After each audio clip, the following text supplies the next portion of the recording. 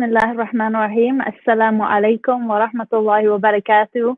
Welcome to our audience that is viewing from home during this lockdown. My name is Kashmir Maryam, and this is my sister Aisha. Aisha, would you like to introduce yourself and what we do as the Strangers organization? Yes, Assalamu alaikum, Bismillahi wa salatu wa salam ala Rasulullah sallallahu alayhi wa sallam. My name is Aisha, and I am part of an organization called The Strangers, and our goal is to revive the message of Islam, and we do this through different means. One of the means is through spoken word poetry, through the collective voice of Muslim poets around the world, and just being able to clear up misconceptions. So that's our main goal. Yes, Kash. Yeah, excellent. Jazakallah khair. So the work that we do as The Strangers is we host a lot of poetry slams. A lot of the time they're in person, and so we have our poets go up on stage, they compete for trophies and prizes, and we just have a good time. It's basically to platform the Muslim voice so that we can portray the true message of Islam through the art of spoken word poetry. So it's a creative art. It's something that is powerful and empowering. And that's what we wanted to do for you today. So we have a great show lined up for you all. We hope that you enjoy watching. And I just wanted to clarify a few things that are a little bit different about slam poetry versus written poetry or any other type of poetry, Shakespeare, whatever type of poetry you are into. So the difference between slam poetry is that it is about the content of the poem. So how deep is the lyrical content? How relevant is it to the audience? How powerful is the methods that are used to articulate what is being said in the poem? And second of all, the powerful thing about slam poetry, and probably one of the more important traits of slam poetry, is that it is heavily about the way in which the message is revealed to the audience. So it's not just about reading from a sheet of paper, it's about how that message is delivered. So that's something that we put a lot of emphasis on as The Strangers, and we do with all of our poets as well. So inshallah, today you'll be hearing some slam poetry, and I hope that you enjoy the show and all of the poets that we have lined up. There are 3 simple rules that we have for the poets. That is, number 1, the content has to be appropriate, so no curse words. There is no inappropriate content, and our poets do understand that. The second rule is that we have to make sure that the poem is under 5 minutes, and that is just purely so that we can accommodate the number of poets that we have, which alhamdulillah is much more than we expected. And number 3 is just to be respectful of everyone that is up there performing. Everyone is sharing something that is meaningful to them, and that's something very personal, and we have to respect that because that's very sanctified. So without any further ado, I would like to introduce our judge for this evening. Her name is Tahani Salah. Is Tahani there? I'm here. Assalamu alaikum, Tahani. How are you doing? Alhamdulillah, we're doing good. Perfect. So I have, Tahani, your bio here. I'm just going to read it, and hopefully that will explain to everyone your background in poetry. Personally, I know Tahani from before. She's a slam poet, so she knows a thing or two, or more than a thing or two, about performance, and that's one of the reasons we chose to have her on our platform today. And that's something that means a lot to us, because I think to be a writer is one thing, but to be a performer is something else. So Jazakallah khair for joining us today. So Tahani Salah is an educator, poet, and activist based in Brooklyn, New York, with a bloodline to Palestine. She's a graduate of Columbia University, a former professor of curriculum development at the Cooney Graduate Center. She's also a member of the New Yorican Slam team. She competed internationally and holds many slam titles from Europe to Africa. Tahani has also been featured on HBO's Deaf Poetry Jams. She is passionate about peace and activism and carries that into the classroom as an educator, showing how life creates art and using it all as a tool of expression. As an artist dedicated to bringing light and solutions to communities where people's voices have been silenced, Tahani has performed at a number of world-famous stages, including the Apollo Theatre in New York City, to universities in the US, South Africa, Germany, Canada, Palestine, Jordan, and many more. MashaAllah. Okay, so Tahani, you told me to pick 1 or 2 lines from your bio, but I felt like everyone needed to hear that. So welcome. And you have a very heavy obligation, or should I say duty today. And we hope that, first and foremost, you enjoy listening to all the content. I know that you will be someone who appreciates lyrical content and performance. Do you have any questions? No, I just want everyone to have pure intentions of why they're doing this, and inshallah, by the will of Allah, everyone will have a good time and take us out of the situation that we're stuck in, literally. So, get us to a place where we are sharing a very positive platform, inshallah. Thank you so much, Jazakallah khair, for sharing that. And I agree with you. I think it comes down to intention. With that being said, we did have prizes. As you can see in the back, we have first, second, and third trophies, and then we have some, and we have some medals over here as well. Because, but this is not about the competition. It's not about who wins, and I think that's the most important thing. It's about sharing your message to the world and having the correct intention for doing that, especially in these times, like you mentioned, where people need to hear something positive. So without any further ado, I would like to bring on our first performer for this evening. So now I'm actually going to switch over to my co-MC, Aishah, who is actually my blood sister as well. So Aishah, I'm going to switch over to you, and you're going to start introducing the first half of the poets. And passing it straight on to you. Jazakallah khair. So the first half of the poets are actually international poets, meaning because we opened up the stream, the pool of poets who submitted their poetry were much more diverse. The content was extremely heavy. It was very difficult to make certain choices. So the first set of poets, actually, like I said, international poets. We have people, they're going to tell you themselves, but we have people from all over the world. We have people from Sri Lanka. We have people from London, England, our hometown, mine and my sister Kashmir's, before we moved to New York. And we have people from so many other amazing places. So without further ado, we'll introduce the first person who's going to tell you a little bit more about themselves. And the first person is Sister Sharika. So please speak. Assalamu alaikum wa rahmatullahi wa barakatuhu. I'm Sharika Hafiz from Sri Lanka. For those of you who don't know, Sri Lanka is this really tiny island shaped like a teardrop falling off the southern end of India. I've been writing poetry since I was really young. When I was a little girl, I used to write about things that were closest to me, like home, nostalgia, and growing up. But then as I got older, I realized that I wanted to address issues that were in a global scale, things that people don't usually talk about, the problems of the world. And the piece that I would like to present today at this slam is relevant to what we are going through right now, all of us, the lockdowns and the fear that is going through all of us. So I hope this would serve as a reminder to us all to what, at a moment like this, what kind of things the people we should give priorities to, the people without whom the society wouldn't be running. Can I start? Yes, please start. What we must remember. What we must remember in a few years from now is how our unskilled workers kept society functioning when our sincere politicians had nothing to offer but empty promises and colorful words.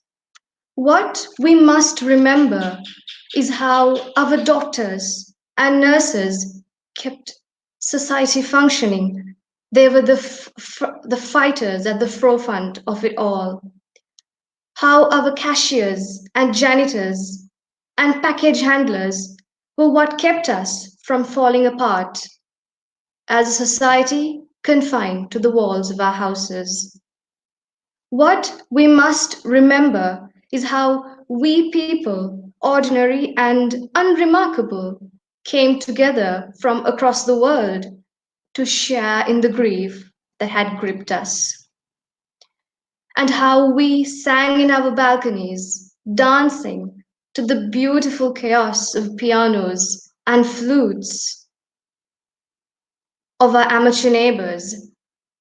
What we must remember is how our leaders had been playing us all along when they told us, when they convinced us that universal healthcare was an impossibility, how online classes or jobs were ineffective or impractical, even if you were differently abled.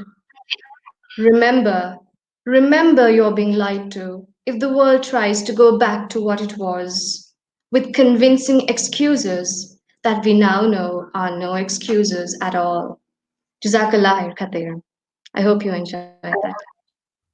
Jazakallah khair, sister. Beautiful, beautiful reminder. Kashmir? Mashallah, Yes, that was phenomenal. Jazakallah khair for sharing. And I like the fact that your poem is so relevant to everything that is happening right now, because I don't think that a lot of people appreciate what it's like to be on the front lines, especially, you know, unless they are themselves in the healthcare field and they have worked as a nurse or a doctor or in any healthcare profession there. You know, I think that it's amazing that you highlighted that. So Jazakallah khair. And how long have you been writing, sister? I think since when I was 11 years old, I used to write short stories and things before that, but poetry was, yeah, when I was 11 years old. Yeah, well, we are so happy that you Sister. joined us all the way from Sri Lanka. Yes, alhamdulillah. And also, sister, I heard some clicking in the background. Was I hearing things, or was someone actually clicking? No, that was not. Just for our audience, just to let you know, in slam poetry, if someone really, really is enjoying a piece, they don't normally clap their hands so much because then it can distract the performer. They click. So if you're enjoying it, even if you're at home, don't forget to click. That's why I was like, nice. Okay, sure. I was going to, and I was like, I'm not sure if this is the platform for it. Let me ease back. Let me see if someone starts. This is the platform for it, sister. Go for it, please. Okay, so we're going to introduce our next poet, who is also from Sri Lanka, and her name is Hala Marikar. I hope I pronounced your name properly. I'm sorry if I didn't. So please welcome Sister Hala, and please introduce yourself, sister. Assalamu alaikum. Wa alaikum assalam wa rahmatullahi wa barakatuh. I hope you can hear me.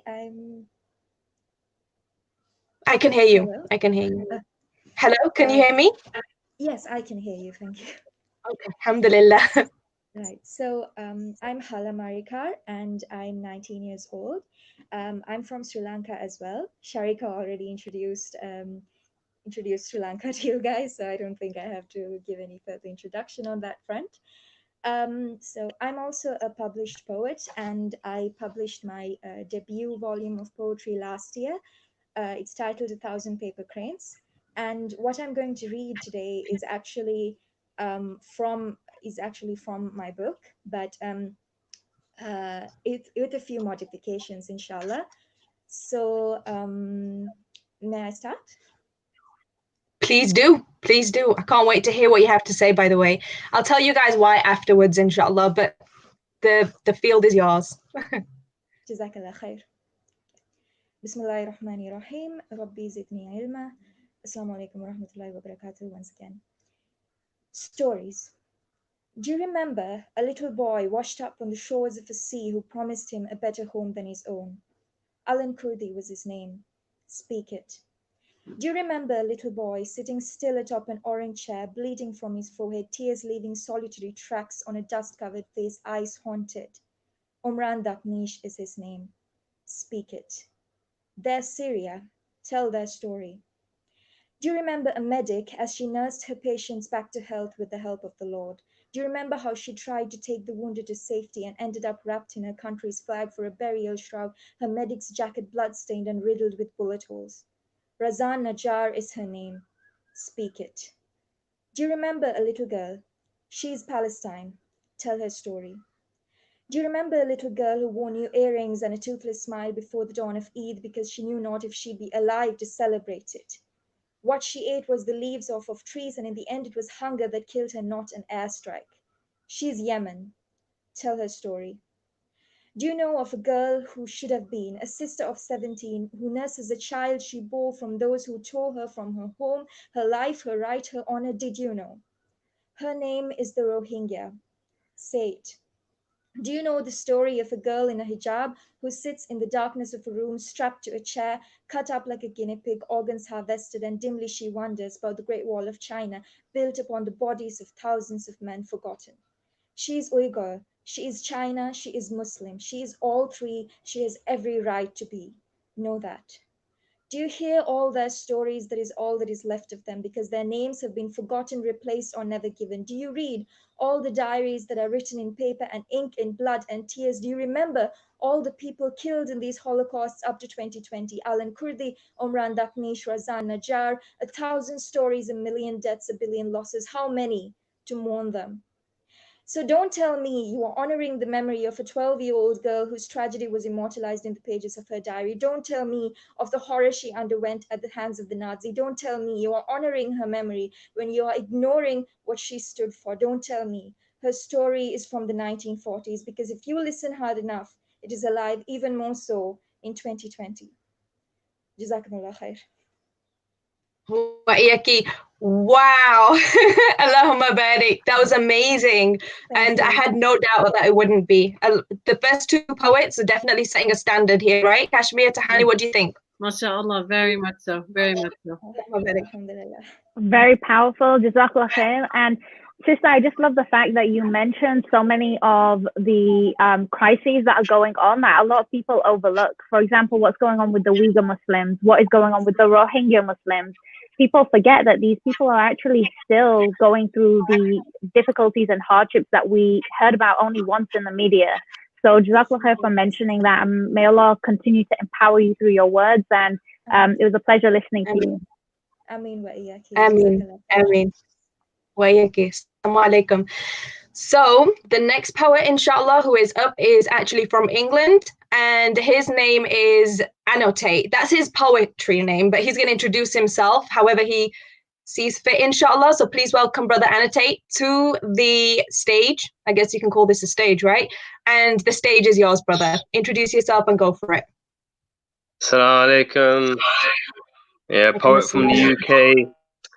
I've been doing this performance poet thing for a few years now. I do with a collective called the Flow Poet Collective as well, run by Natalie Stewart, who is very well known. Also known as the Flow Assist with Flowetry, the group, work with her. So yeah, performed in some big destinations in the UK. But this poem is called Life is Short. I can't see or hear anybody, so hopefully everyone can hear me and whatnot. Life is short. Life is short. So concern yourself with every detail like pedantic parents nitpicking in the early 2000s. It's astounding how easily we are misled by media myths like ignorance is bliss.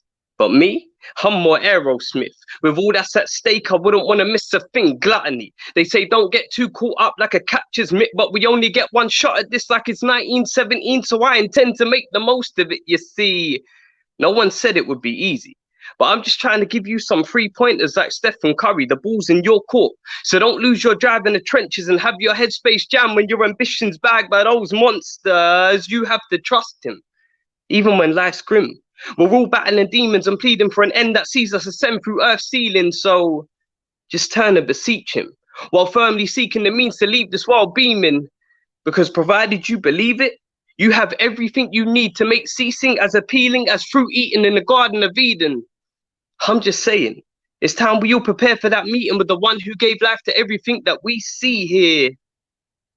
So like child adoption, it's advised you foster healthy relationships and keep good companionship tight-knit like a seamstress. So when you seem stressed, support's only a phone call away like a helpline request. We all need that friend that'll help us de-stress when we've had our buttons pressed, because let's face it, Most friends are only around when it suits them.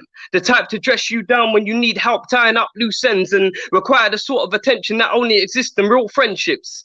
The reality is, life will put you in front of more punches than Mike Tyson, but it's in your genes to succeed in this ring like John Cena. All you have to do is stand in front of one round like an ultrasound and believe in yourself. We all make mistakes, but you gotta keep it under wraps like a Niqabi and hide your sins like you would your pin withdrawing at a cash machine. You don't want to risk enduring the type of heat that will have you begging for water breaks like a mother to be. There are no do-overs. So don't live too close to the edge and end up having your expectations subverted like Josh Brolin in No Country for Old Men. This life is a test. If you want everything you've worked for amounting to something, I suggest you don't ever rest on your morals and end up a legend of sorrow when your time's up. You better be prepared to get your priorities straight like a party pooper if you're seeking bliss in your eternal hub. They say you only live once. He says comfort and everything you desire awaits in a perpetual abode after death if you live for his love. So tell me, is this place really worth all the fuss? Life is short, Annotate. Thank you very much. Jazakallah khair, brother. Wait, thank you very much for having me. No problem. It's an absolute honor to have you all the way from England, alhamdulillah, and definitely take you home there. Kashmir. Yeah, it was very refreshing to hear a British accent. So thank you for sharing. Which part of the UK are you from? I'm from London. Which part of London? South London. I grew up in South London. Oh, excellent. We actually have family there in Croydon. So that's nice oh, to hear. That's where I grew up. Yeah, mashallah. Okay, brother, so we have a quick question. What inspired you to write that poem? To be honest with you, I've been thinking about it over the time that we've been in this lockdown situation. And I thought about writing something a bit new and different to my previous content. I felt like I needed to come back to writing something a bit more in tone with my faith. And I wanted to give people and myself, most of what I write, in fact, all of what I write is a reminder to myself first and foremost. So when I wrote this poem, I wanted to remind myself of what I'm living for. And I was hoping that in writing it for myself, it would be beneficial to other people that hear it as well, inshallah. Yeah, definitely. May Allah reward you for that. And brother, if people want to check out more of your work, where could they go to? Do you have any social media? Please share that with our viewers. Yeah, Instagram's my main place. Annotate _ you'll find me on there. Or alternatively, if you want to check out some of my material, then I'm on YouTube. Just type in Annotate and you should be able to find me, inshallah. Okay, perfect. Jazakallah khair and assalamu alaikum wa rahmatullahi wa barakatuh.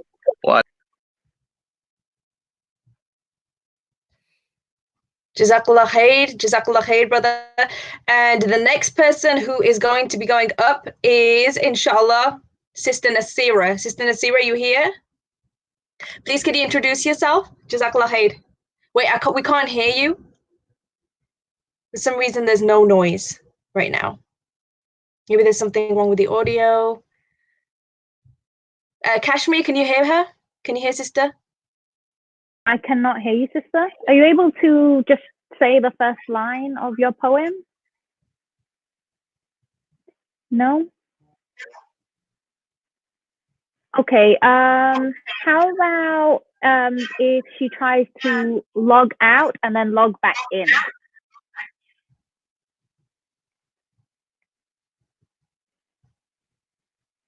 Okay, perfect.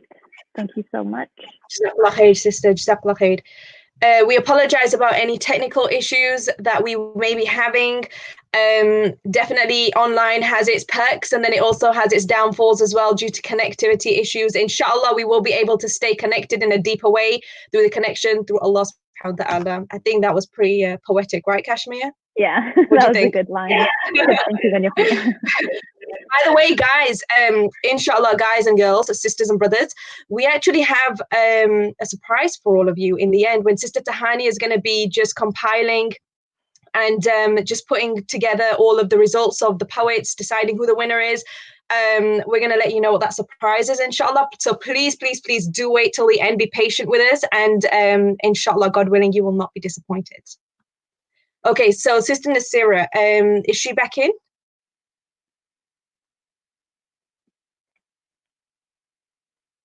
Sarah? Okay, that's, yeah, sister. Inshallah, it's gonna work now.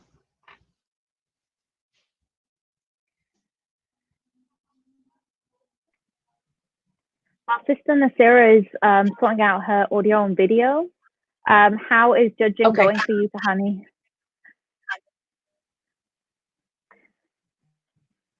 Sister, you're on mute. It's so far so good, but subhanallah, mashallah, it's very difficult to get a lot of talent here. You guys did a great job recruiting some really great wordsmiths. So yeah, subhanallah, yeah, I like that too. I think that, you know, subhanallah, it all happened by the permission of Allah. We really didn't do anything. We just put the message out there, and all of this talent, subhanallah, came. And we're just happy. And I think part of it is because we opened our platform worldwide. So we have people from all the way from Sri Lanka, from the UK. And I think that adds to the experience, because people have different ways of thinking and articulating. So so it's just, I think that's what contributed. Yeah, of course. And not just that, but subhanallah, we also have someone from Jakarta, subhanallah. So that's like, I believe that's like an 11 hours difference. When I heard where some of these people were from, I was literally mind blown, because most of the competitions and the events that we've done as the Poetry Slam at ICNA, it's always Americans, it's always national. So to hear like words from people from different places, and they're all Muslim, and I'm not sure, I think one of them is non-Muslim actually, who's going to be performing, God willing, but the message was extremely powerful as well. I think it's the brother from Jakarta. Forgive me if I'm wrong, I could be saying something very wrong right now. Apologies, but because he might be Muslim. But anyway, the point is, I definitely opened up the pool, and it was, like I said, very difficult to choose who to compete in this poetry slam, because we had so many submissions. Alhamdulillah, it's a good thing. Okay, so Sister Nasira, let us know when you're ready.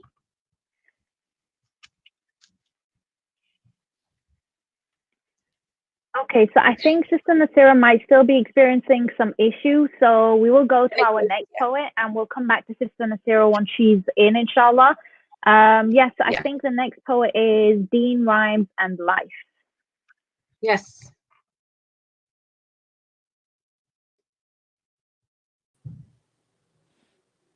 Oh, Sister Amirah. Assalamu alaikum. No, it's Deen, Slimer, and then Sister Amirah can go after, inshallah. If Sister Nasira is still having issues with the camera.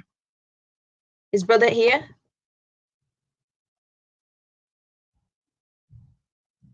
Okay, that's fine, inshallah. So we'll have Sister Amirah go up. Assalamu alaikum. Wa alaikum assalam wa rahmatullahi barakatuh, sister.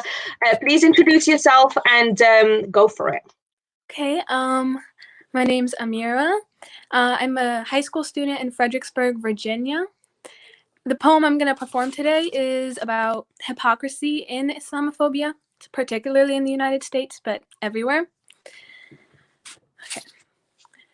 Doongoon, camel jockey, towel head terrorist, too many names to list. Go back to where you came from, get out of our country. Well, guess what? I was born here, miss. Sorry for San Bernardino, for Orlando, for Boston, for the KKK. Oh, yeah, that wasn't us.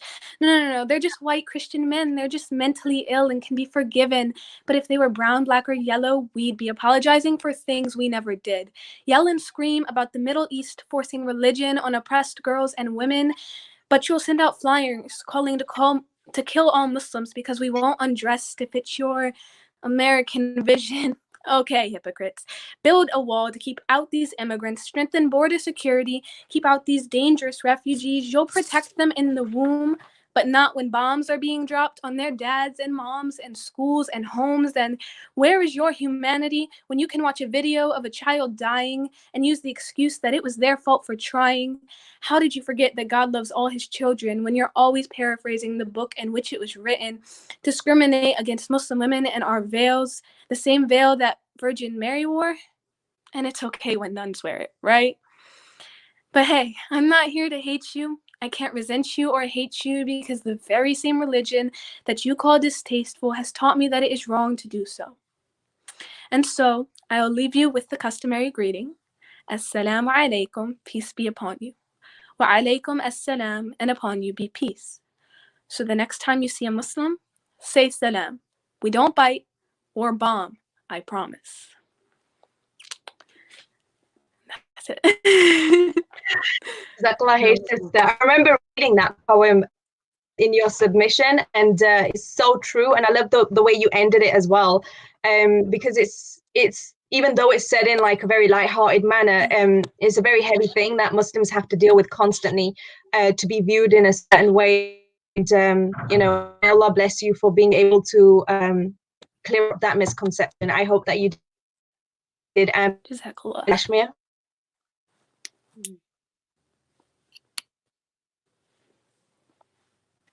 I'm sorry, I had it muted. Yeah, Jazakallah khair, Sister Amirah. I like the fact that you highlight some of the typical stereotypes that we get as Muslims, because it's true, no matter how much we say it, people still perceive us in a certain kind of way. And I think you did a great job of articulating that. So Jazakallah khair. Sister, if people want to follow your content or read more of your poetry, do you have a book or social media? I do not, but I do write for the website that's going to launch called muslim.co later in April at the beginning of Ramadan.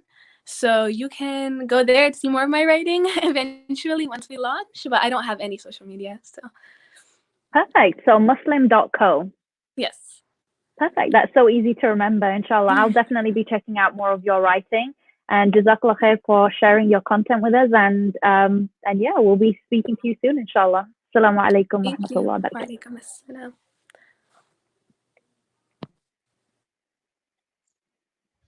Okay, so Aisha, I think we have next in the room. Was Sister Nasira able to get back in? Did she? Ah, there you are. Assalamu alaikum. I can see, sister. Yeah. Assalamu alaikum. Yes, beautifully. Yes, please introduce yourself and go for it. Okay. So I'm Nasira. I'm from South Africa. I'm 16 years old and I'm actually a published poet. So I have my own anthology out. And the poem I'm going to be reciting is basically from the point of view of a refugee child.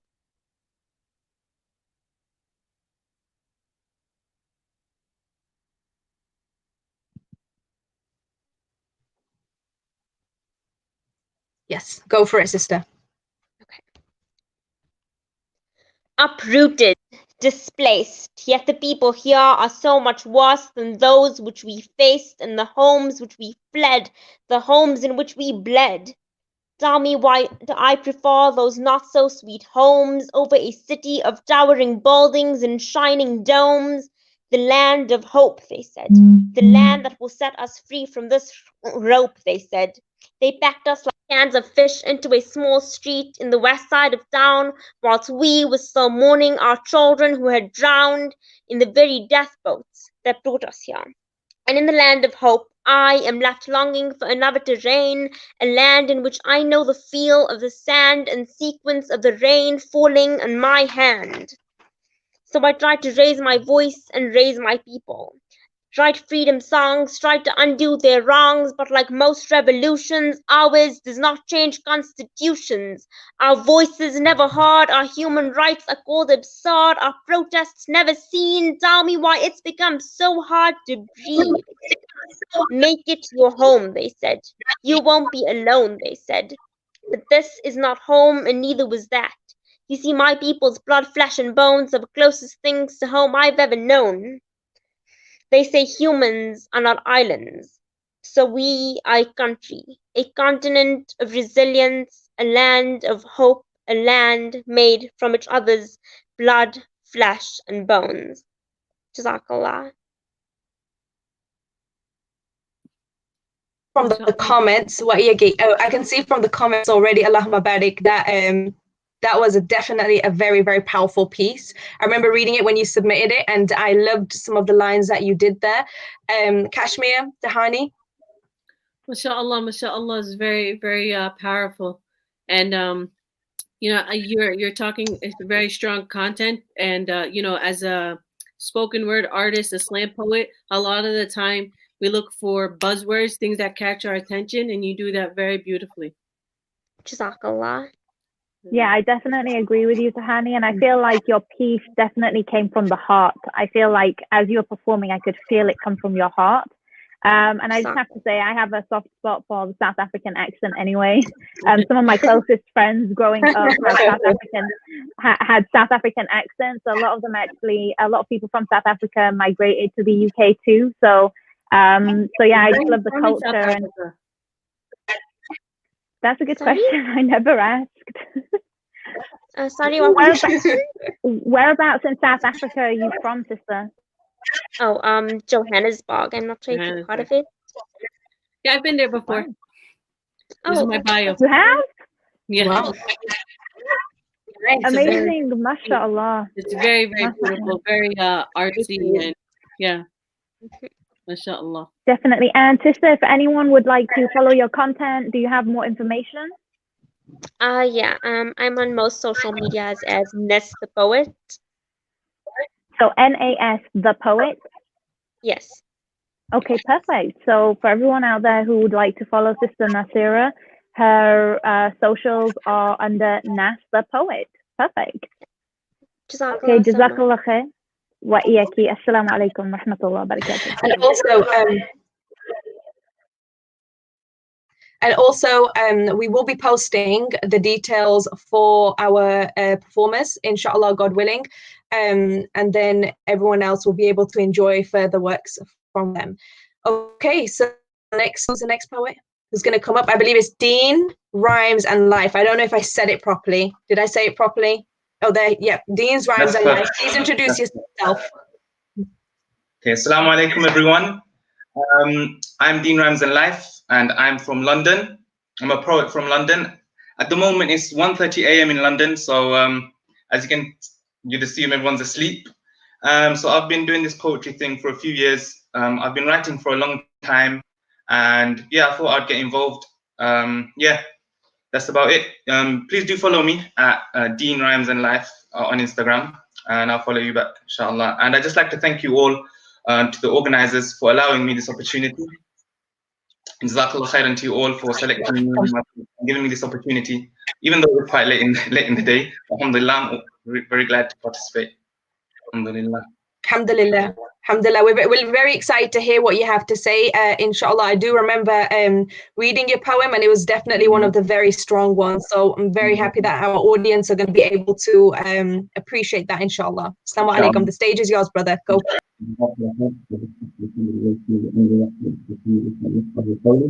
Now this piece I'm gonna read is called Ilm and Amal, which means knowledge and action in Arabic, and it speaks about the virtues and the emphasis of seeking sacred knowledge and what virtues it carries, and also the importance of learning this knowledge and then implementing it in our lives and how it will benefit us in the hereafter, inshallah. So I pray and hope that you all can benefit from this poem of mine, inshallah. Bismillah ar-Rahman ar-Rahim.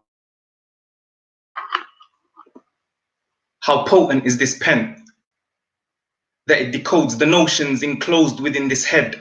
I tread a path where angel wings lower in respect, forgiveness flowing with each breath from those who tread on land and the ocean in its depth. For the ones who seek pearls of wisdom, words and pictures from the cradle of birth till crimson is purged like ink that will spurt from a broken nib as his soul exits and sinks to the earth at this instance. Sip at the oasis of knowledge, quench it with a pen tip.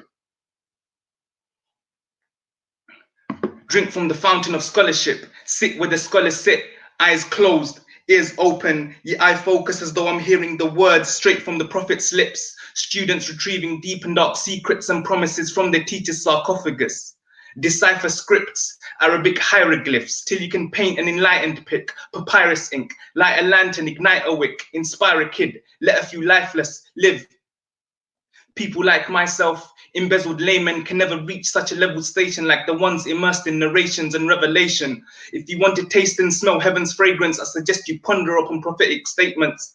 I'm 0% human, just 100% submitted slave till I'm left humble and dead in the floor with my hair flipping grey. I seek a reward you can never fathom, let alone imagine. Remember my father Adam. Remember my father Adam, a cluster of earthly atoms who was most perfectly gathered, who was most perfectly fashioned, who Allah that didn't advertently banished and taught him forgiveness using the perfect of manners. Thus we learn that seeking pleasure and solace in God is the purpose of sadness.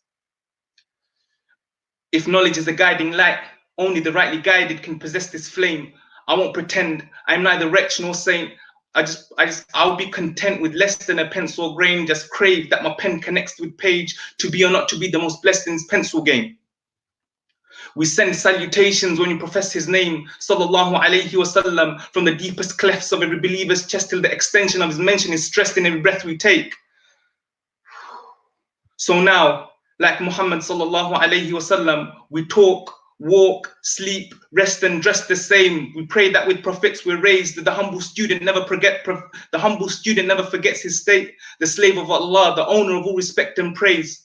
The king, the sovereign, the omnipotent, the owner of the solar system. I invoke his holy Islam enclosed in spoken scriptures. He owns my soul and kingdom and everything beyond my scope of vision. I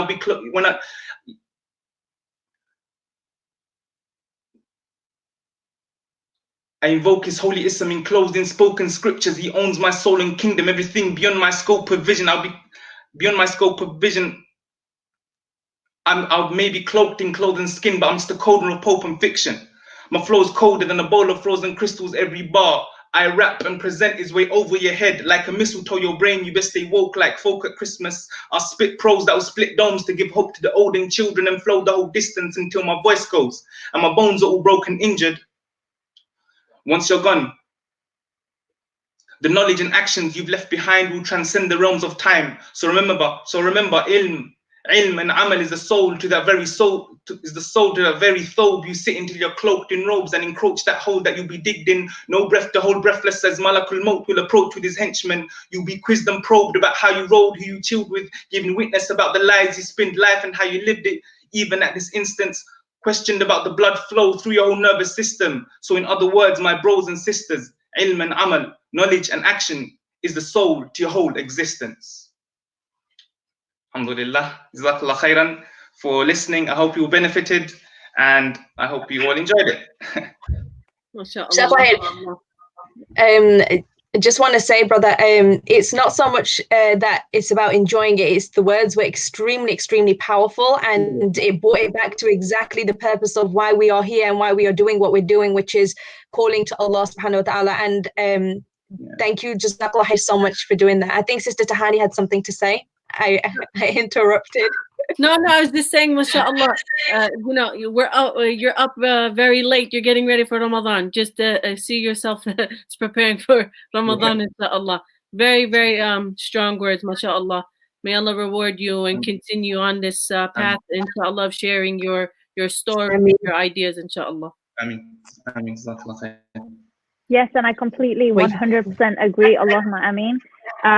Your words were not just powerful, relevant, and moving, but I feel like the poetic skill that you use, the internal rhyme, the kinds of metaphors that you refer to, the way that you relate that to prophetic scripture and things that we as Muslims believe and hold very dear to us, I think that is really what is so like you just put it together in such a very articulate way. I'm actually lost for words. So Jazakallah khair. And could you share with any budding writers out there how you get inspiration to write things like this, and what you recommend to them if they are seeking inspiration?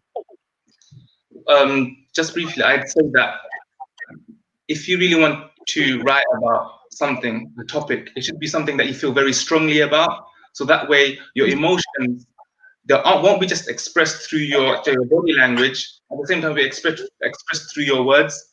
So really think about those things that are very personal to you and very important to you as a writer, and let your emotions that you have towards it be expressed in the words that you write down on your paper.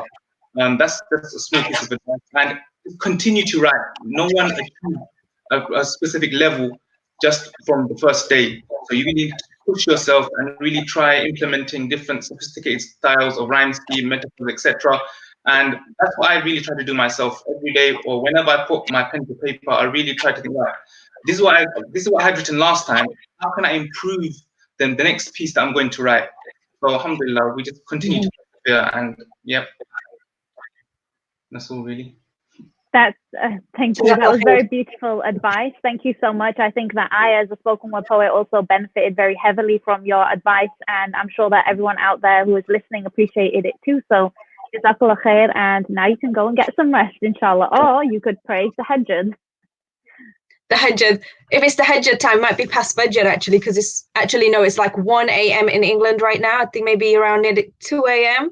The Tahajjud is a good time actually, inshallah. The Tahajjud basically means for our viewers, our viewers who are non-Muslim. The Tahajjud is a how would you describe it, Kashmir? I think you're much more eloquent at this than I am. Go for it. Gosh, I think like just the basic description would just be the last third of the night. And it is a time when Allah descends to the lowest heaven and he asks who is asking of me so that I can give him. And it is a very special and sacred time in the night as that we Muslims believe is the perfect time to ask Allah for anything. If there is anything that we seek, if there is anything that we hope that Allah will forgive us and pardon us for, that is the perfect time for us. So yeah, I hope that's one of Allah's greatest gifts to us, right? You know, especially right now in this time that we're in. Subhanallah, Tahajjud is a time that, you know, we are closest to Allah, and we should be asking for all of the things, not only forgiveness with istighfar and dua and all of the gifts that Allah has provided for us with our magnificent religion. Yeah, thank you, Jazakallah khair. Yeah, that was very heavy. Alhamdulillah. So I guess we are going on to our next performer. Is he online, Aisha? Brother Ala, yes, he is. Brother Ala, please introduce yourself. I like the cap, by the way, and go for it, inshallah. Assalamu alaikum, guys. You can hear me? Yes, we can hear you. Alhamdulillah. So yeah, my name is Ala. As she said, I'm from New York, Brooklyn, New York, actually, and my parents are from Palestine. I don't got much to say. I've known Aisha for a while now, about like 5 years, I bet. And I've been a part of Strangers Poetry for a while too as well. And yeah. Can you start, inshallah? Bismillah. Yes, please do. Bismillah ar-Rahman ar-Rahim. Rabbi shrah li sadri wa yassir li amri wa hlul 'uqdatan min lisani yafqahu qawli.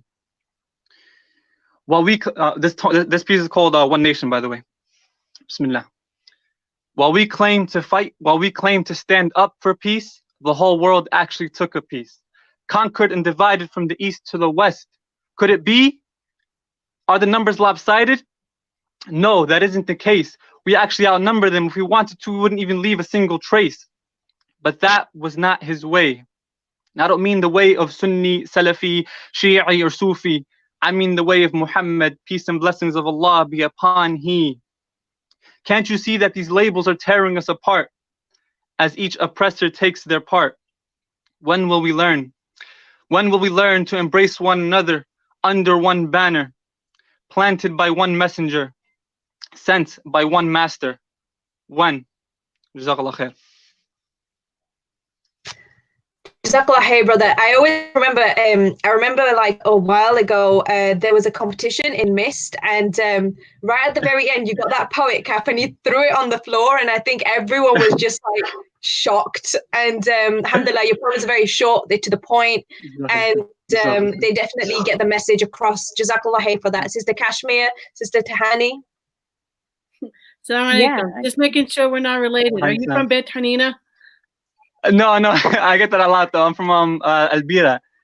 Albira. Well, we have family from there too. Don't worry. Okay, good.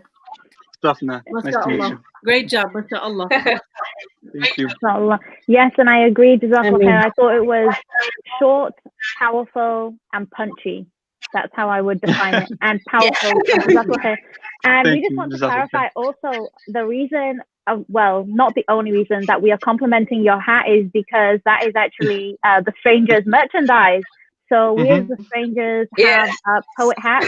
So for any of our viewers who are interested in that, reach out to us and we'll let you know. And we sell them on our website, inshallah, and we have them available. So yeah, so thank you for being a walking, talking, marketing representative. Thank you guys for always having the platform. Jazakallah khair. Wa iyaka, brother. Okay, so next we're going to have someone who has performed at one of our previous ICNA poetry slams. Her name is Gifted Ellison. I have to admit, I don't know because her actual real name, but I think Gifted Ellison is a very beautiful representation of her as a person, because she is very gifted, Allahumma barik, and especially in poetry. So please do welcome Sister Gifted Ellison. And okay, it says she's not here right now. Okay, that inshallah very soon she will be. Okay, next person up inshallah is Sister Sarah Ali. Is Sister Sarah Ali here? Okay. Yes, I am. Sister Sarah, please introduce yourself. Well, my name is Sada Ali. I'm 14 years old. I was born and raised in America, specifically in New York, Queens. But my parents, my family, they're from Palestine, and there's struggle happening there, war. And my poem is basically reflective on the idea that this world is basically corrupt, and no one's really doing anything about it. So I hope you enjoy it. Jazakallah khair, sister. The false light of this world is only transparent to those who cause darkness to proceed. As people start to pass by those in the streets who we need to feed, fame and glory starts to unravel on a scale of never-ending ambition. It starts to become a disease. As half this world is lost in wealth and the other in despair. Homeless on the streets amongst the borders of Times Square. Materialistic objects that we idolize in the hopes of fame. It becomes those who are aware that they try to tame. Delusions, the implements of society to get us to forget about things that are not fair. And as half of us are silent, speaking out almost becomes a dare. You hear a whisper of justice, it's followed by a glare. Finding hope to some becomes rare. You see, we the people are the lab rats of an experiment gone terribly wrong. You play the game of massacre, and you win a bone. You succeed as the rest of the world is in a war zone. We the people are lost in the cycle of wealth, and ultimately we have become blind. Most of us are deluded by the newsroom lies. We start to get confused about who's a terrorist and who's not, who is the killer and who died because he rebelled against injustice and fought. We the people need to look around and see the dreading circumstances of countries like Palestine, where Zionists are attacking and having the world believe in their lies, where the world now believes that there's an Israel and that we should let them attack, when America is taking our taxes, giving it to Israel and kicking back. Every traumatic, excruciatingly tragic, and sorrowful event that circulates this globe. It's like there's a nail being banged right into my soul, and I can hear it through my earlobe. I can hear the children screaming as if the ground is pulling them in alive. I can hear the people running for their very own lives, and I look to the bloody ground where these stories lie. The story of how a little boy was bombed after he hugged his mom goodnight. How the mother hugged him very tight before closing the light, and when not able to keep their eyes open for security and protection any longer, they were found dead, not alive. We the people have disunited ourselves in the hopes of money and wealth, sold our people to the enemy's hands and disregarded their health, played the game of innocence to isolate ourselves from the reality known as massacre and terror, walked through the maze of never-ending joy and sent a "I don't care about anyone" letter. We let the bloodshed of our own blood, and we let death be the solution of so-called justice so that we may prevail, creating depression, intoxicating moments that we don't even realize, and chasing after our own tails, self-absorbed in our own sick mentalities and let ourselves be fooled. Fell into the devil's plan, and from blood we create masses of pools. Segregation and fatalization continues to linger in the society that we are in, as people start to make excuses to enable themselves to continue with their sins. We the people need to stop the propagandas, the backslash, and oppression that we see today. We the people need to fix these problems with just one way. Unity, together, as one ummah, and through that we shall succeed. No matter your ethnicity or mine, together every mouth we shall feed. Unity and justice, that's the key. Because in the phrase we the people, it's we, not me. Unity, that's the key. Thank you. That's it. Jazakallah khair, sister. That was beautiful. Allahumma barik. That was very, very beautiful. And I love the fact in the end you said we the people, not just me. And it's a very, very powerful concept because, you know, when it's very relative, is related to the concept of we the people in general being Americans, which was the original theme of the ICNA Convention. And she definitely tied it in beautifully. I pray that more people benefited from your words, and it was very beautifully written. Jazakallah khair for sharing, sister. Thank you. What yaki? Inshallah. Thank you so much. Okay, so next, she's gone. Kashmir.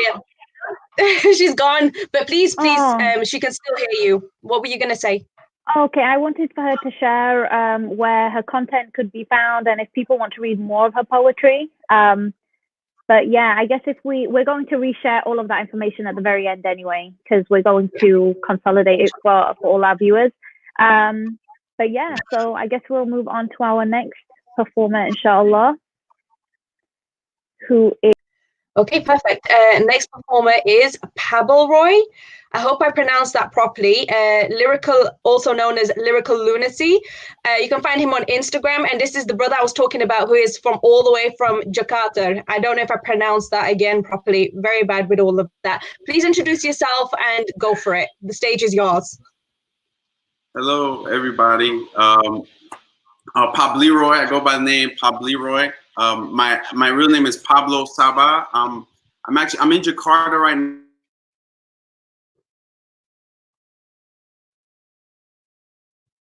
I was here mentorship program for hip hop and writing.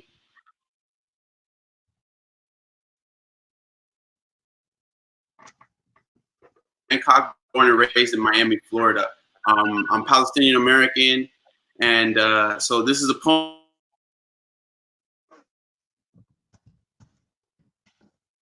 Format. Perfect. There's three monsters in your bedroom.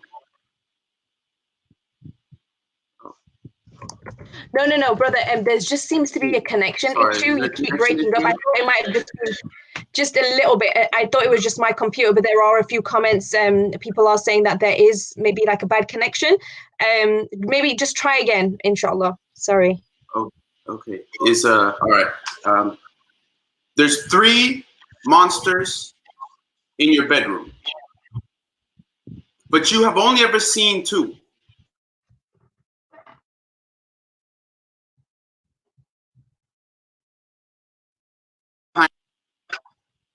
They show very different faces, but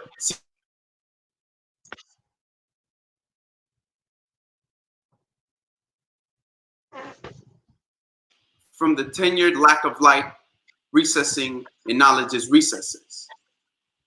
And that mattress is nothing but the carpet stitched of springs and cotton fear has got. Never let you forget that it's down there, so you skip town there, you found there, you fly fast, forward and far. You dash towards the stars till your barge ends up stuck in a whole bunch of nothing. Desire's light had you fronting.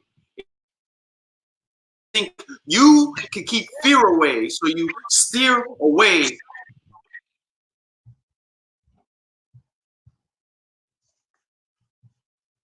You hit that sun, you just plummet, because that thing you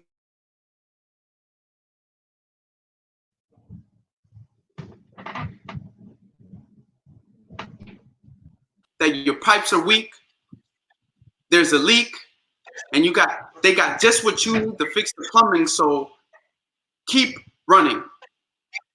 These brothers, they're mad cunning.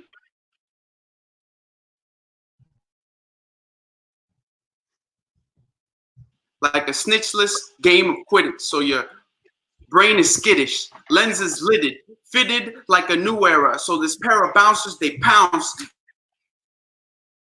Neato. They whip it to work. Wow, who'd have thought it would work? How they keep guarding this garden. The same one you were tricked and fooled into walking, ego, coughing, clamoring to and fro, Zen let dance between.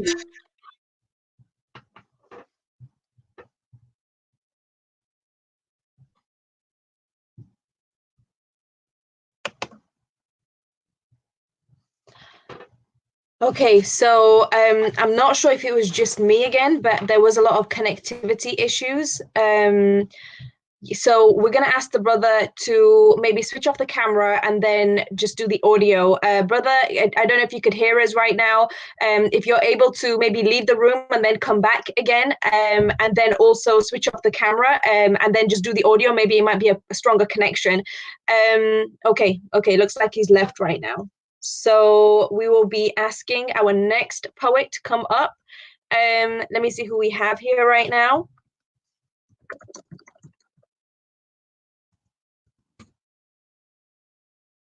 So hopefully, God willing, he will be coming back. Okay, our next poet is called Sister Fatima Muhammad. She will be performing and she will introduce herself right now. So sister, the stage is yours. Thank you. Assalamualaikum. My name is Fatima Muhammad. I'm from New York City, originally from Yemen. And the title of my piece is A Love Letter to Those Who Can No Longer Read. Jazakallah khair. Connection is perfect. Okay, perfect. A love letter to those who can no longer read. Baba laid so still in Mom's lap with maroon rivers gushing onto the ripped furniture as I approached him, asking him to wake up.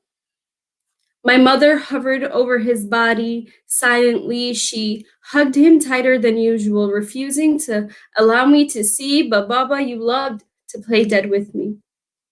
So I walked a bit closer and put my doll dressed in white to the side, and when I stained it in red, I started to cry. It's a pretty dress, Baba. Get up, won't you see? They misunderstood, cleaned Baba up, wrapped him in white. Had I known I would have fell in love with the stains, maybe then Baba would have stayed. Baba, I'm in love with the color red now, and gray skies don't scare me. I promise white is no longer my favorite color, and my doll is still dressed in that same stained dress, just like the day you left me. The drones that decorate the skies aren't that bad. They're the alarms that wake us up in the morning, and the rubble that scatters the streets isn't that bad. We use the cement rocks to play hopscotch, you see. And Baba, my best friends fell in love with white too, wrapped and tucked safely beneath the ground. Mom Pinky promised that she'd stay with me, but isn't that what you said too? And now look at you, 6 feet beneath the concrete, you see. I'm confused, Baba. What's the big deal? Mom says I'm not supposed to know the outline of my rib cage and that my stomach shouldn't constantly sing at night. She says I should know my alphabet by now and that I shouldn't know what a decapitated body looks like, that cemeteries shouldn't be where I find my peace. She says I shouldn't be so comfortable dancing with death during day and night, tiptoeing on the brink of insanity, that the sight of blood shouldn't comfort me, but it reminds me of you, don't they see? And if they don't, then you tell me how much louder should I plead? How much longer are you playing this game of hide and seek? Baba, do you not plan on returning? Not even once? Can I come and see what it's like, where the skies don't rain bullets and where the screams of children don't echo the streets, where we live every day as though it's the last, metaphorically, where birds aren't afraid of our skies and people go to the waters for pleasure, not to collect dead bodies, a world where death is a stranger, not a relief, where my doll won't get stained in red, and you'd wake up from playing dead, where Ard al-Yemen didn't constantly bleed, and where they wouldn't call our murder a side effect of an unfortunate calamity, where our purposeful starvation wouldn't be referred to as a personal tragedy, a humanitarian crisis, but a slow, violent genocide, and where the world wouldn't just continue turning a blind eye, a world where I wouldn't have to write all my love letters to those who can no longer read, a world where peace would quit its game of hide and seek, where we live every day as though it's the last, strictly, purely, metaphorically. Jazakum khair. That was very powerful. I can hear myself echo. Okay, I'm back on. Jazakallah khair for that piece, sister. It was extremely powerful. I remember the submission as well. It was definitely one of the most memorable ones. Sister Tahani, Sister Kashmir. MashaAllah, it's a very touching piece, and the imagery is something so strong, MashaAllah. Like I said with one of the other poets earlier, it's very beautiful to see that someone can embody the emotion and give you the story image by image, and you also give us like a time frame of what was happening. And tabarakallah, sometimes that's very hard for an artist to relay that. So you did a very good job. Thank you. Yeah, I definitely agree with you all. And I just wanted to ask you, Sister Fatima, what inspires you to write? I started writing recently, actually. My first poem was after the travel ban. I've always loved to write. I just didn't know like what outlet to start writing in. And poet sounded just too big for me. I was like, I'm not a poet. So I first wrote that piece and then I performed it. And then my friends were like, this is good. You should write more. And that's just sort of how it went. But I'm very attached to my home country, Yemen, and I've always felt their struggle, even though I'm not living there. It's pure arbitrariness that I'm here and they're there. So I've always wanted to tell their stories in the way I knew best, and poetry was that outlet for me.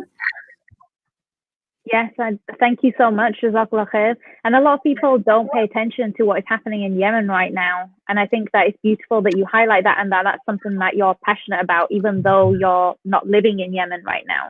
So Jazakallah khair for that. And if anyone would like to follow your work or read more, do you have any social media or published work?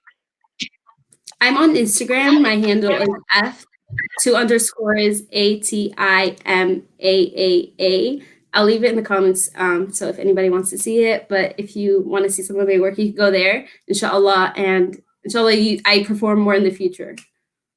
Definitely, we would love to have you on. We'll have many more of these, inshallah. And you're now part of our family. So Jazakallah khair. And and definitely type in your social, your whatever your name is on Instagram, so people can follow you, and I'm sure that they will check that in the comments, inshallah. Thank you so much. I appreciate it. Okay, assalamu alaikum wa rahmatullah. Assalamu alaikum. Okay, so our next poet is going to be Brother Pabalroy. I don't know if I pronounced it again, and hopefully, God willing, it's gonna be clear this time. So the stage is yours again. Go for it. All right, hello everyone. Assalamu alaikum. Once again, my name is Pabalroy. My real name is Pablo Saba. I'm a Palestinian American poet, born and raised in Miami, Florida. But I'm coming at you today from Jakarta because I'm stuck here due to coronavirus.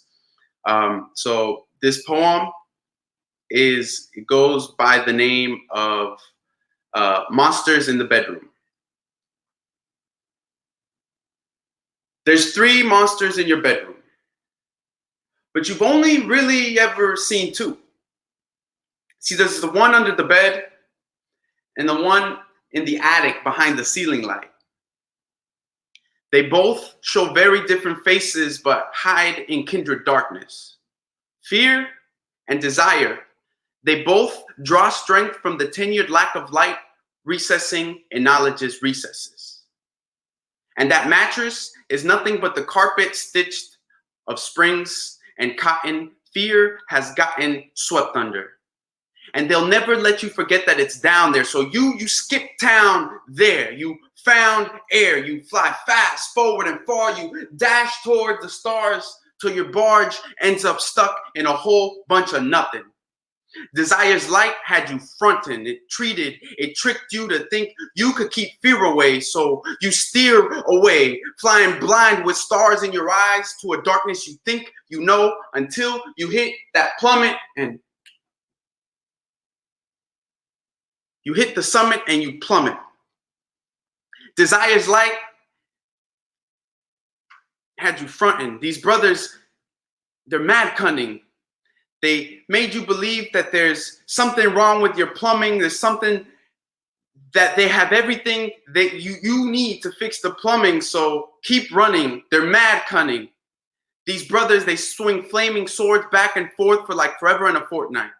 Like a snitchless game of Quidditch. So your brain, it's skittish, lenses lidded, fitted in like a new era while these pair of bouncers, they pounce. They scramble up your ego infinito. They whip it to work. Wow. Who'd have thought it would work? How they keep guarding this garden, the one you were born and begotten. I don't know, you must have forgotten. Caught, tricked, and fooled into walking. Egos coughing, clamoring to and fro. Zen, let it go. No one else but self. In a dance between the darkness, perfectly timed to the rhythm rattling threshold, the third monster waits behind. It's a locked door metronome you have learned to hate. It never hibernates. You can feel its pace. The walls, they shake with every step that it takes. The doorknob rattles to the same pace that its blood circulates. And when it stops heaving, you can hear it breathing. And a faint screaming sinks in as you reach, and then you start to think of its repugnance. You let your hand go and you keep trudging, huffing, puffing, a bludgeon, scuffed soul sold by the same sucker who's too disgusted to stop and wonder, like, yo, what kind of spell am I under? Blundering, bending backwards to keep fronting and acting like half of you's not sure which side of the lock is the trap. See, there's 3 monsters in that bedroom. You've really only ever seen 2. But the fact is, there's not a single mirror in there, so what to do? Thank you.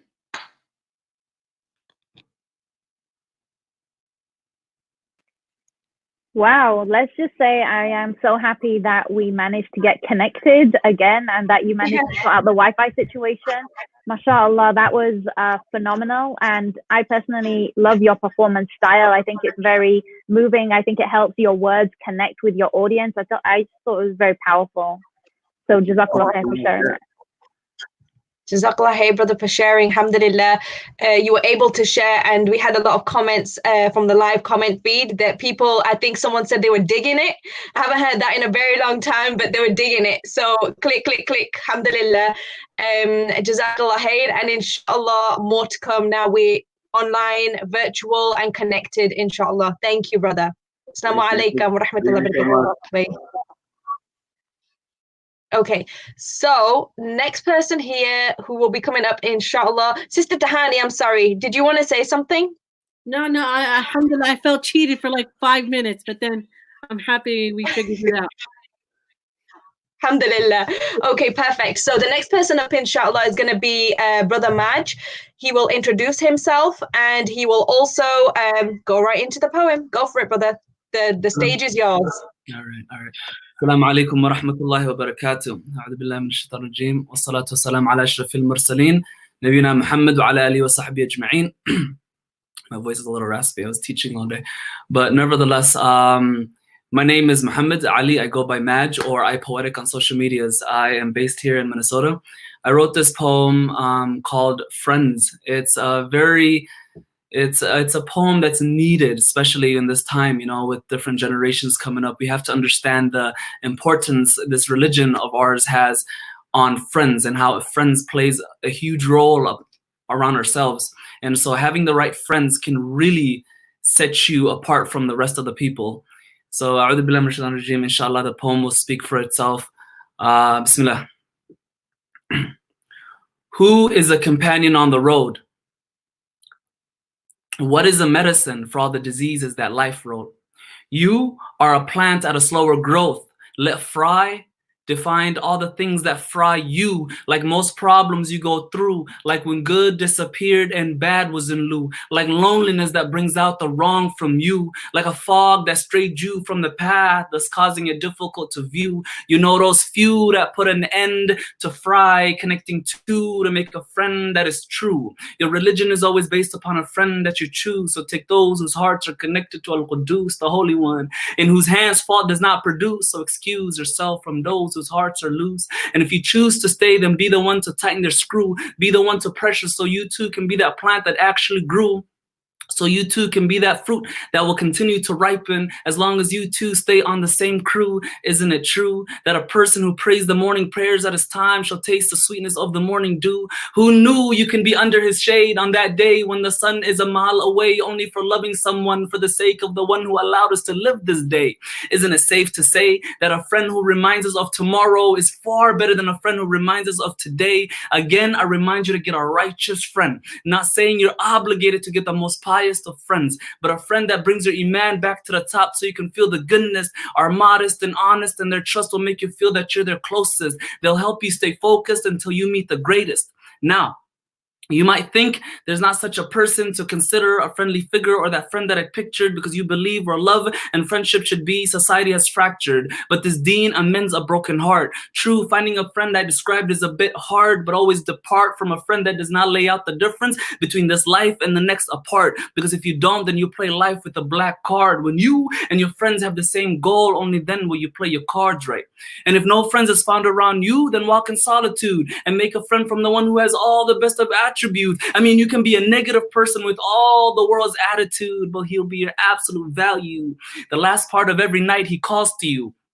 Few are awake to answer their friend, to ask anything that their hearts drew. The best of friendship have a streak where they get connected at least 5 times a day, and their conversation isn't a chat that snaps away. You stand in front of him while praising him as he praises you. He says, walk to me, I'll run to you. He says, ask of me, it'll come to you as soon as you ask it, or in the afterlife, or it can protect you from a calamity that is meant to arrive. A friend that is closer to you than your jugular veins, a friend that knows your every pain, loves you 70 times more than your own birth giver claims. How much more can I explain? The love he maintains, his love reigns, and each droplet contains more love than I can ever explain.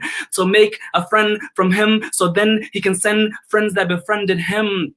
The love will overwhelm you indeed, because then you will see the friends that you need to proceed and succeed as a companion on the road, finding the medicine for all the diseases that life wrote inside the Quran, because it's a key to help you crack down all of life's code. So stay heedful as you carry your load, as you two travel to a land of eternal bliss to be your final abode, so you can finally relax and unload. Jazakumullah khairan.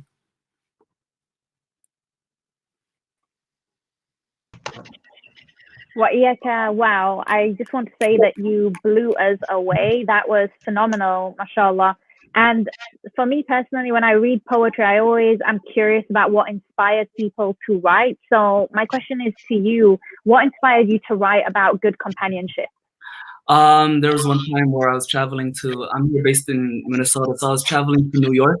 And so I was just on the way to travel, I was just thinking like, it's very important because a friend can have a right impact on you, or a friend could have a negative impact on you depending on how you guys socialize. And so a friendship, you don't have to be very, very religious, but a friend that just keeps you on the right path, that motivates you, that supports you, that loves you, that critiques you, because friendship also needs to look at the positive side and negative side. So I was just thinking, like, we need a friend like that. And what better friend can we have than Allah subhanahu wa ta'ala? Because he gives us both sides in the Quran subhanahu wa ta'ala. And so if we make a friend from him, then he will send us friends that befriended him. Because there's a hadith that said, if Allah loves you, then Allah will send you people that he loves. And so you're surrounded with that bubble that is just amazing, subhanahu wa ta'ala. Wow. Yes, subhanAllah. That's very powerful and very, very deep. Thank you so much for sharing. Jazakallah khair. I have a question. Jazakallah khair. What do you teach? I am a Quran teacher. Usually I teach Qaida, the Green Book, the Hingad and the pronunciations of pre-Quran before you start the Quran, inshallah. MashaAllah. So little kids from the ages of 4 till 9. And I'm just getting them ready for the world. MashaAllah. May Allah reward you. Appreciate it. Thank you. Ameen. Jazakallah khair, brother. And I pray that Allah subhanahu wa ta'ala blesses us all with righteous companions. Ameen. And the best of companions really is Allah subhanahu wa ta'ala himself. Ameen. Okay, so next going up will be Kashmir Maryam. I think you know better than I do. I believe it is gifted, right? Yes, we should have gifted person. Okay, perfect. Listen, welcome. Please do introduce yourself and go for it.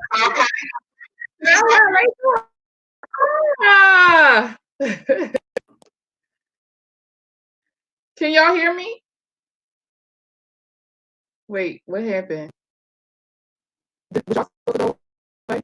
Did y'all go away? Okay, it says everybody can hear and see you. What happened?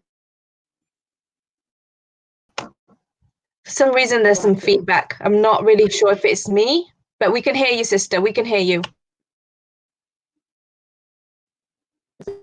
you're in the show, everyone can see and hear you. Instagram platform.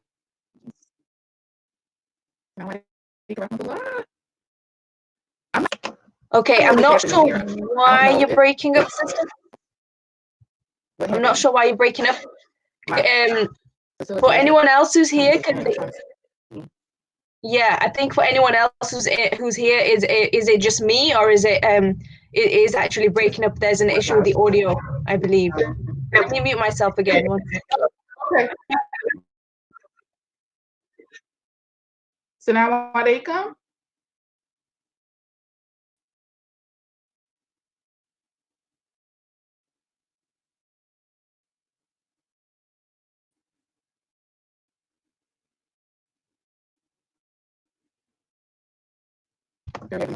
Okay, sister.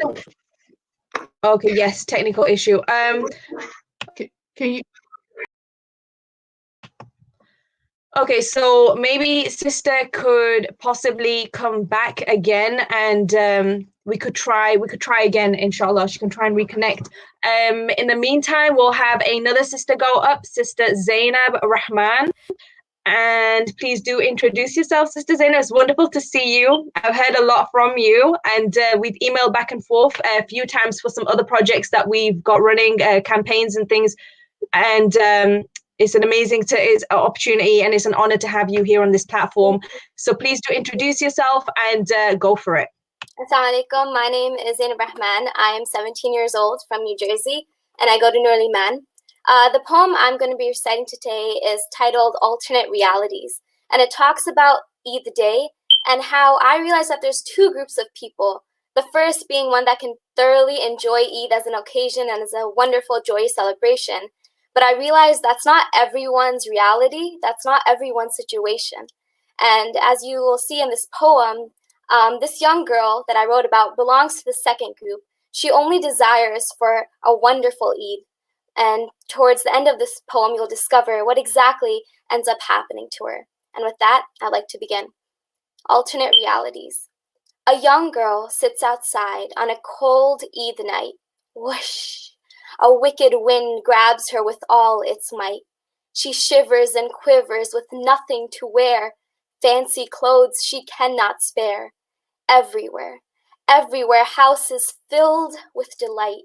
Yet she only has a single light, a candle she found on the floor, placed next to a decorated door. She looks through a window and sees children laughing, playing, and having a blast. But this poor young girl only wonders if her candle will last. She cannot return to her wonderful warm home because unfortunately the roof has been torn. She closes her eyes and sees an image in her mind, an image of a person that is so divine. Grandma, Grandma, she yells as her heart begins to swell. Come, my child, to this heavenly place. Leave the hardships of this world that you face.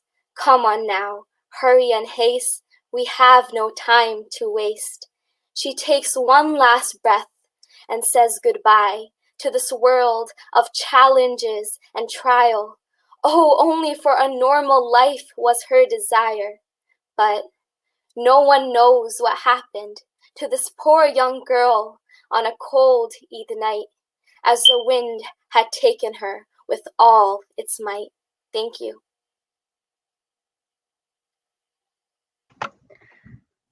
Jazakallah khair, sister. Subhanallah, that poem was extremely powerful. It reminds me of it was a cartoon which was on, I think it's on Netflix. My husband, he showed it to me, and it was about an orphan girl, and she was just, I think it was called The Little Match Girl. And it was so touching and beautiful, because you don't normally expect to see such like depth, especially with some cartoons, but it reminded me a lot of that story. And may Allah bless you for that, and make us thoughtful of those who are who don't have as much as we do. Jazakallah khair for sharing, sister. Sorry. Yeah, Jazakallah khair. And I'd also second that. I feel like your poetry, it has a very classical twist to it, which I find really, like, that's something that I find very inspirational, because I love the classical poets, for example, like William Blake. I felt like you had a hint of William Blake in there. So and he talks about issues like that too. So Jazakallah khair, it was very refreshing to hear, and I'm sure that our viewers definitely enjoyed it too. So Jazakallah khair. Okay, so were we able to get Sister Gifted Ellison back online? Can y'all hear me? Were we able to? Here I am. I can see sisters loading. Yeah. Assalamu alaikum rahmatullah. I was like, so hyped. Assalamu alaikum. Wa alaikum salam rahmatullah barakatuh. Sister, we're going to turn our mics on mute, and you can just go ahead, introduce yourself, and start your poem, inshallah. Okay. My name is Shakita Gifted and Ellison, and I'm so happy and honored to be here tonight. So excited that we are all together here despite the climate that we're in right now.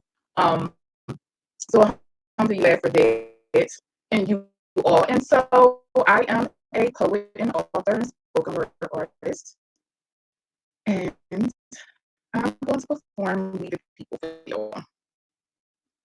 Go back to your country gladly. The beginning of civilization in Africa, a continent where great men, women, and children lived they were royalty. Your forefathers told our truth, writing a violent story, abducted from our history. And the absence of blind here and privilege. These legislative laws pretend to protect nothing but destroy the very fabric of our societies. No social cohesion, divide and conquer. Manipulate our children to believe in your dumbed-down democracies. How can we invest in an educational system that teaches the Darwin theory? Make us hate ourselves and love our wealth easy. Stage freedom, smoke gray skies, aftermath of egotistical driven wars. It's January 1st, 1802. Sir, believing with you that religion is a matter that lies solely between man and his God, that he owes it all to none of us except for his worship. Sister, sister. Separation of church and crimes against humanity.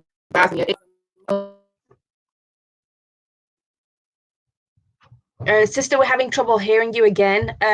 Unfortunately, there's still an audio disconnect, and it's everyone who's in this room is having the same issue, and I think everyone who's probably listening to it as well.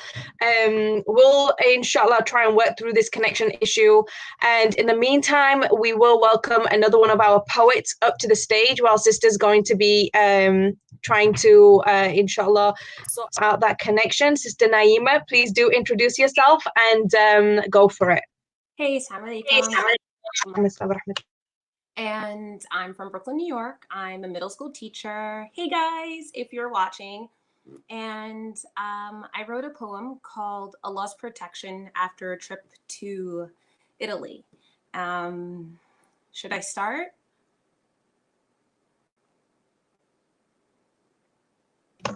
Yes, sister, please start. Okay. Allah's protection. I am the embodiment of fear. I am the media's sensationalized, senseless stereotype. I am the target of non-discriminatory discrimination. I am the source of entertainment for TSA. If you stay in Rome for 3 days, you'll fall in love, said a Roman cab driver. I was in love, subhanAllah. The sweet smell of lush grass, morning dew, fresh baked bread, and the robust smell of coffee in the air. Blessed, I was there, a part of preserved history.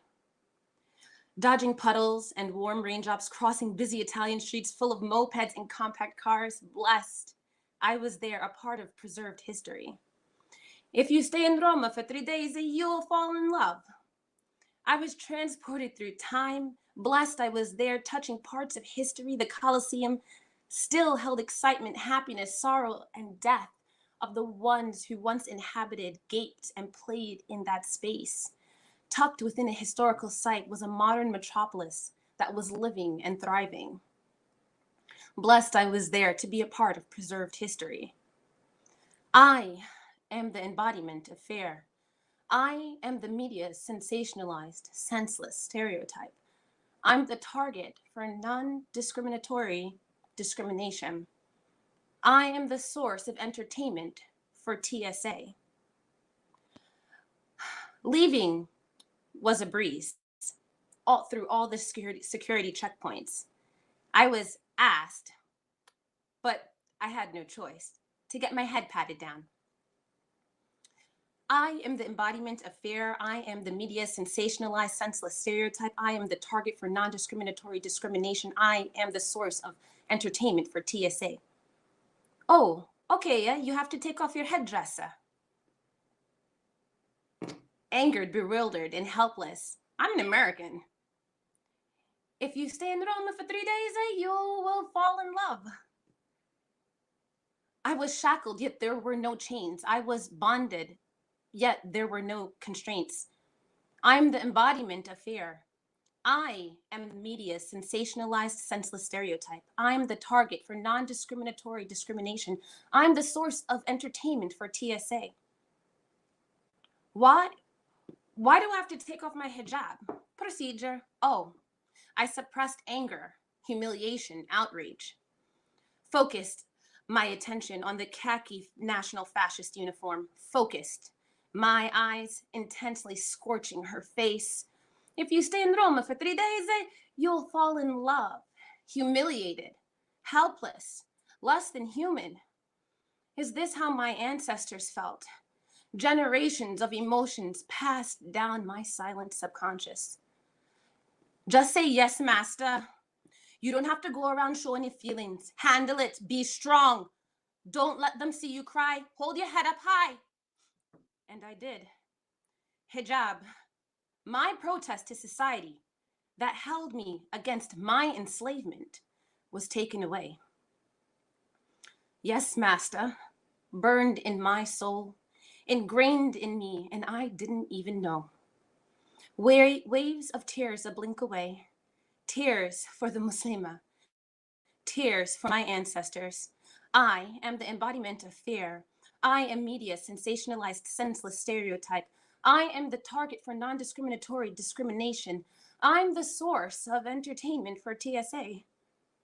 Hijab is my safety, my shield, my security. I was exposed, endangered, erroneous, asked. The truth is, I couldn't really refuse to take off my hijab without being branded guilty. If you stay in Rome for 3 days, you'll fall in love. I was shackled, yet there were no chains. Bound, yet there were no constraints. This is stop and frisk. This is sus law. This is a new apartheid. I was shackled, yet there were no chains. Bonded, yet there were no constraints. No one can protect me but Allah. Glimpses of oppression the ummah shakes off because they are not ours. We say they are Asian. We say they are Arab. We say they are Black. We say they are Desi. We say they are white.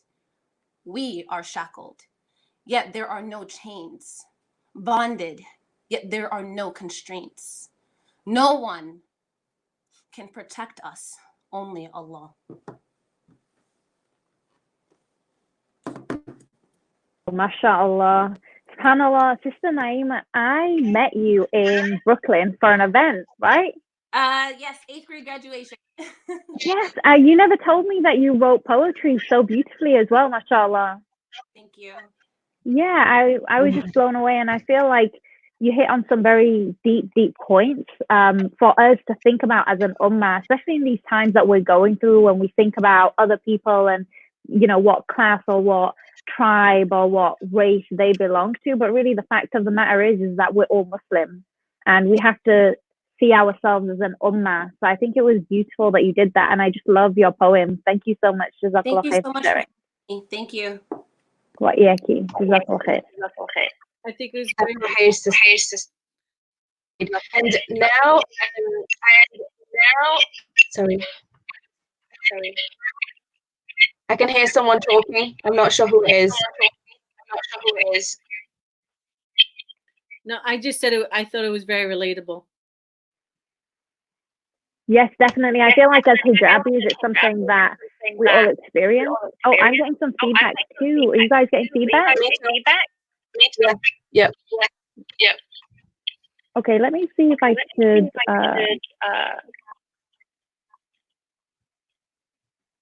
Okay. Testing. Okay. So let's move on to our next performer, inshallah. We are having who is available next? I think we have Wasik for the Brother Wasik. Assalamu alaikum wa rahmatullahi wa barakatuh. How's everyone doing? Wa alaikum salam rahmatullahi wa barakatuh. We're doing good, alhamdulillah. We're enjoying the show and we're happy that you could join us. Where are you calling in from? Houston, Texas. I'm repping it right now. Oh, I should have guessed from the shirt. Yeah, mashallah. So, brother, tell us a little bit about yourself and you can just go straight into your poem after that, inshallah. Sure. So my name is Wasik Javed. My stage name, as you can see, is Wise IQ. Alhamdulillah, I've been writing spoken word poetry for about 5 years now. Literally a year ago, I competed with the University of Houston poetry team at the College Union's Poetry Slam Invitational, which is the Cup C tournament. It's the nation's largest poetry slam competition. So I had the honor to compete with University of Houston, and we placed fourth on the final stage. So I'm based in Houston, Texas. I study political science at University of Houston, and this piece is titled Real Men. Before I begin, I just wanted to shout out young Muslims, wanted to shout out all my friends, mentors who are tuning in, and my family in the living room who's watching right now. So I love everyone who's with me here, and I'm honored and glad to be on this stage, and glad that ICNA is holding a poetry slam, virtually, even during this time. People are still connected to the art. People are still connected to these messages, which are a way for stay strong. So without further ado, I'll begin.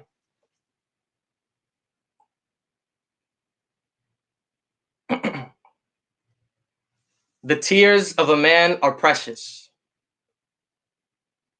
I said the tears of a man are precious, but every time I say this, you think I'm a little lesser. You think I'm a little weaker for not having an ego, for battling my fights with words and a lingo, for my fists are a detriment to a soul. I would never lay hands on someone that I know, and if I don't, that's more of a reason not to blow. Us men, we have lost self-control. We prize our pride more than we prize our lives. So when I get hit with crisis, I can't even cry. When I see someone suffering, I can't even think twice. Us men, we have lost emotion. The art and ability of human connection.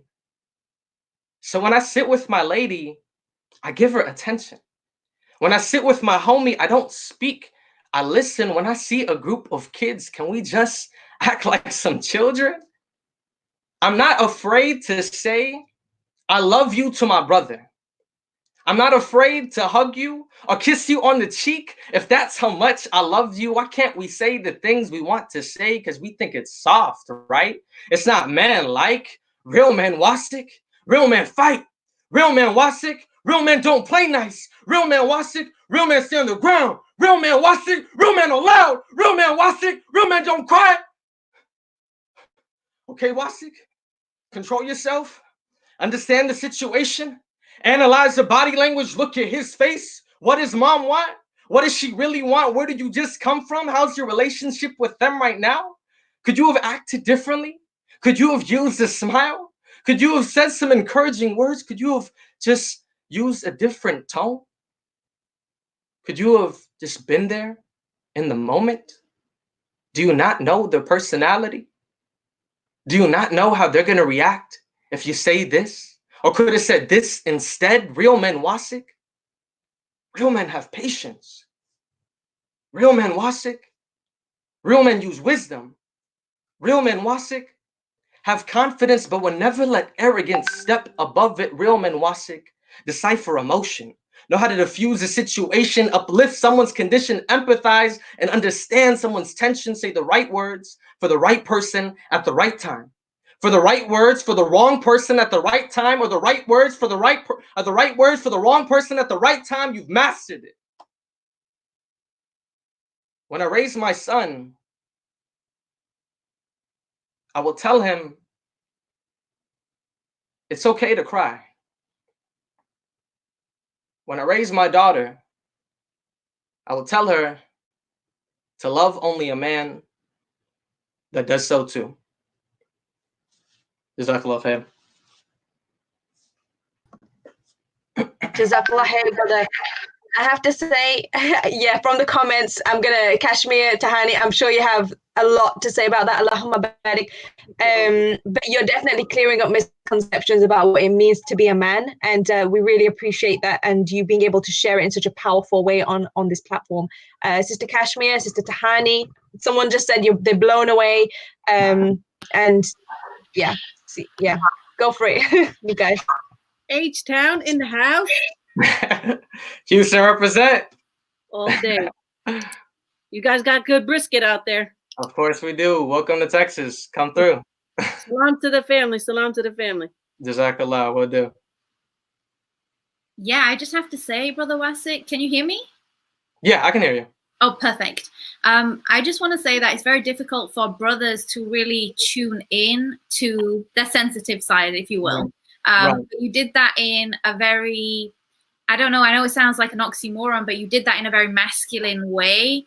And I think that real men, like you talk about in your poem, acknowledge that feeling, that sensitivity. And I think that that is what makes me always think about the Prophet Muhammad sallallahu alaihi wasallam, and how his character really emulated that character that you talk about in your poem. So thank you so much, Jazakallah khair, that touched my heart.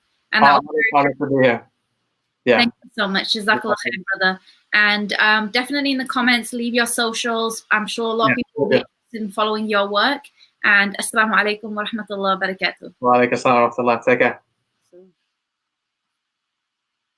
Okay, so we will now. Kashmir, so we have actually a very, very young contestant, and I know it's getting late right now, so I was wondering if maybe we could have her on, inshallah. She's like only 10 years old, and her name is Maryam. What do you think? Okay, perfect. Yeah, Maryam? Yes. She's right here. Okay, perfect. Walaikum salam wa rahmatullahi wa barakatuh. Hi.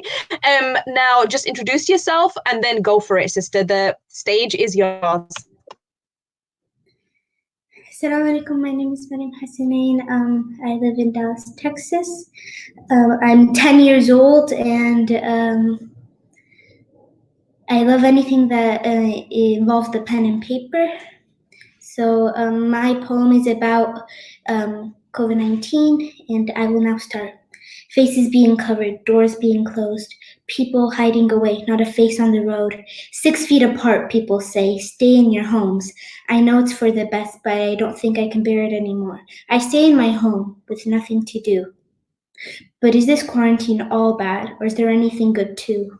I know it seems bad, people keep saying, but there is always a bright side to everything. And gradually, over time, I have begun to believe what I once called lies, because every disease has a cure, and very soon COVID-19 will leave us pure. Jazakallah khair, sister. That was beautiful. Jazakallah khair. And it's very, very relevant to everything that's happening right now. We really appreciate you sharing your work, and your mum as well, advocating for you, and she really, really loves you, and she really wanted you to be a part of this. So we're happy that you were a part of this, and we're sorry it went on a little bit later than usual to you and our audience. Jazakallah khair again, sister. Tahani, Maryam, Kashmir Maryam, anything? Yeah, I just want to ask, how old is Maryam? I'm 10. You're 10 years old and you wrote that all by yourself? Wow, very talented. Yeah. Sorry, Tahani, I spoke over you. Sorry, no, I spoke over you. I got so excited. I spelled her name the same way I spell my daughter's name, so I got very excited. I want to put her the winner. That's it. We're going home. Jazakallah khair so much, Maryam. We're very proud of you. As a 10-year-old, you're an inspiration to so many people who are younger and older than you. So Jazakallah khair. Yeah. And assalamu alaikum wa rahmatullahi wa barakatuh. Assalamu alaikum. Okay, wa rahmatullahi wa barakatuh. Okay, next on is Sister Amirah. I hope I pronounced it. It's Amirah. Okay, perfect. Amirah Mustafa, please introduce yourself and go for it. Amirah. I am originally from Philadelphia, but I'm living in Tampa, Florida right now. I come from a very diverse background, one of which is Palestinian. So, alhamdulillah, the poem I'm going to read is about the people in Gaza, and honestly, anyone around the world who's suffering, and it's called Searching for Humanity. Bismillah. One day I woke up to crying. Running down his face were tears. My heart ached as I looked at him and knew I could not wash away his fears. His little body endured so much, yet his years remained so few. And the justice that he so deserves is long overdue. When will the world open up its eyes and see all this inhumanity? No, instead it looks down upon him with such insensitivity. You see, Palestine is and was the home buried deep within our hearts. The blood that flows through our soul, giving life to all our parts. Palestine is the birthplace of our sisters and our brothers, and the burial place of even more of our fathers and our mothers. So long Palestine has stood against all the fury and the guns. Yet time and time again, it's Israel that receives international's excessive funds. So let me take you on a journey. So let me take you by the hand. Then maybe through the eyes of another, you will begin to understand. Is apartheid too strong a word to make you see? Can I believe that you will try to see things from a different point of view? The year was 1948, when so many lost their lives, when the bombs that fell upon them were like a swarm of fireflies. Some who retell say it was as if the stars were falling from the skies, and still at night they awake to hearing all those heart-wrenching cries. Dar Yassin was but one of the many cities massacred that year. Before nightfall, over 250 people systematically murdered as the land was washed with children's tears. The death toll has been so vast that through my breath it's hard to speak. And it's sad that in 2020, still has not yet reached its peak. Now don't even get me started on Hafrada, the segregation wall that rises as a prison over 8 meters tall. In comparison, it makes the Berlin Wall look like nothing but a joke, dividing people from their land, dividing them from their common folk. So why are so many people misguided? Or has the whole world just gone blind? Is it because they think their own kind? Well, we are all brothers and sisters in the fight for the rights of those who cannot speak out. So I leave you with just one last thing, the most important thing without a doubt, that the greatest enemy of knowledge is not ignorance itself. It's the illusion of knowledge, the misconceptions of one's true self.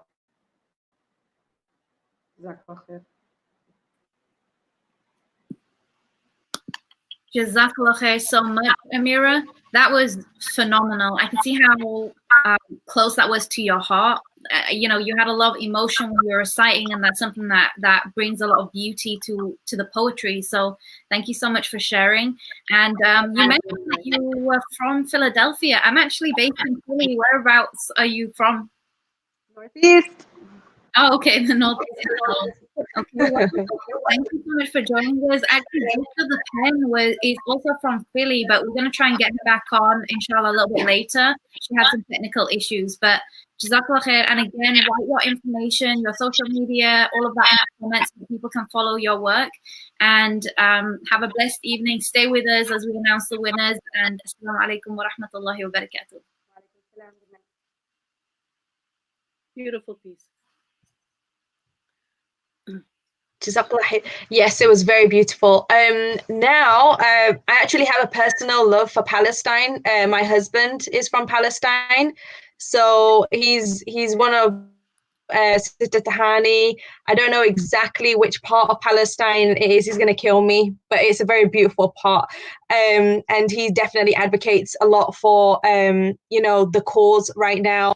And he's very near the West Bank, near Gaza. So I've noticed we've had a lot of poetry which is speaking about the issue in Palestine, which is a very underspoken about issue. I remember when the coronavirus hit the whole world, there was a powerful picture which was released where there was a whole room, not even a whole room. I think a room is an understatement, but there was almost like 1,000 people. One case in but then unfortunately afterwards cases did start arising. But it just shows the power of unity, and they were making dua for the world. And may Allah subhanahu wa ta'ala free the people of Palestine and all of those who are suffering around the world. We're gonna get before we get into all of that. Did anyone share anything before we ask the next person to come up? We're okay. We're good. Alhamdulillah. Okay, perfect. Okay. So next we will have Sister Sukaina. Is Sister Sukaina here? Assalamu alaikum wa rahmatullahi wa barakatuh, Sister Sukaina. How are you? Alhamdulillah, thank you. Where are my manners, right? I don't think I've asked anyone how they are. We were asking off stage, so it's okay. Alhamdulillah. Please introduce yourself and the stage is yours. Okay, so can you hear me all right? Yes. Okay. Assalamu alaikum. My name is Sukaina. I am a second-year college student from Dallas, Texas, and I am a mental health advocate. And I want to promote a message from my own life about how important it is that we show kindness to ourselves and to those whom we love today, every day, and for the rest of our days, inshallah, and especially in these difficult times. So, inshallah, I'm going to begin now. Bismillahirrahmanirrahim. Before our arrival into this world, every single soul was gathered and asked to testify, "Surely you are our Lord." It was the original covenant with the Most Divine. He sent the Quran to promise to those seeking peace, "Inna ma'al usri yusra." Verily, with hardship comes ease. And that is why everybody is worthy of love, friendship, and to feel happy. However, I know for a fact that those blessings certainly do not apply to me. Those nights when I'm hurting, my past haunting me, my future terrifying me, I often find myself begging Allah, "Can you please let me know, why did you invent me?" These nights are so eerie that I'm able to hear my rhythmic lub-dubs beneath my punctured lungs caused by the shards of my broken heart piercing right through me. Your concerned stares can only tell me, "Well, I know this girl. She smiles so much, I'm sure she's happy." Everybody's depressed these days. This poem is probably just about her story. I really don't mean to bum everyone out. I just want to share what happened one day in psychology. In class, I filled out a survey. They asked about me, wanted to know who I was and what interested me. Didn't care too much, and well, I made a mistake and I answered honestly. Days later, Deen came an email, said it was an emergency, said Miss Stein needed to see me. I sat in her office in her waiting room freaking out. Maybe it's because I turned in my quiz too quickly. Soon came a middle-aged lady. Her kindest smile, her voice was sweet. We both sat down in our seats. "Thank you for coming in, Sukaina. I have learned you want to kill yourself. You need to call immediately the Center for Mental Health." In this moment, it seemed as if the world had stopped spinning, hurling me into orbit.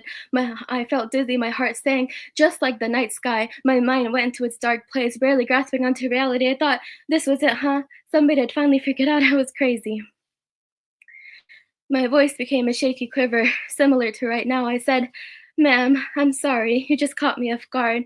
Nobody's ever said any of my thoughts out loud." "Sukaina, when do you plan on doing it? Have you attempted before? How do you plan on doing it? Please tell me if there's more." I'm giving myself 4 years. Yes, and I'm not sure. I haven't completely thought it through. All I know is that it's something I intend to do. Sukaina, I think it's been a long time since you realized these thoughts aren't healthy and they shouldn't be romanticized. But Miss Stein, as I began to cry, my parents, they love me. I wouldn't know what to do if they found out I'm really just a shell of what used to be their little Suki. They don't know my past and they can't know it now. My parents, they sent me to school to learn. I can't cause them any burden. I can't have them worried with concern. Sukaina, be patient. Tell me what's wrong. You are not alone. I fear my soul has turned to stone. With each tear fell a sickening regret. Struggling for air, I counted my good deeds, realizing I barely had anything left. 3 hours went by. As Miss Stein listened to me cry, she indicated trauma, depression, and stress. Basically, we came to the realization that my life was a mess. She so kindly explained that it will take time for my hurt to heal. She said that when I'm ready, I will visit every week and we'll discuss what I feel. And in this moment, I realized that my Rob hadn't completely given up on me, as I thought funny how my name literally means tranquility. For the first time in a long time, I finally felt at peace. To my dear brothers and sisters, please consider this as an intervention. It is finally my time to talk about suicide prevention. I'm standing here before you having gone through 8 years of my mind tormenting me, and for the first time, I'm happy. I'm so shy and would normally dare go on stage, but I am tired of all the well-meaning suggestions of just pray more, read more Quran, make dua, and you'll be okay. You do not have to suffer in silence. The Prophet, peace be upon him, even said, take advantage of your health before your illness. I only stand here today because I am tired, and I condemn the stigma, and I condemn the shame, and I understand your worry, and I understand your pain.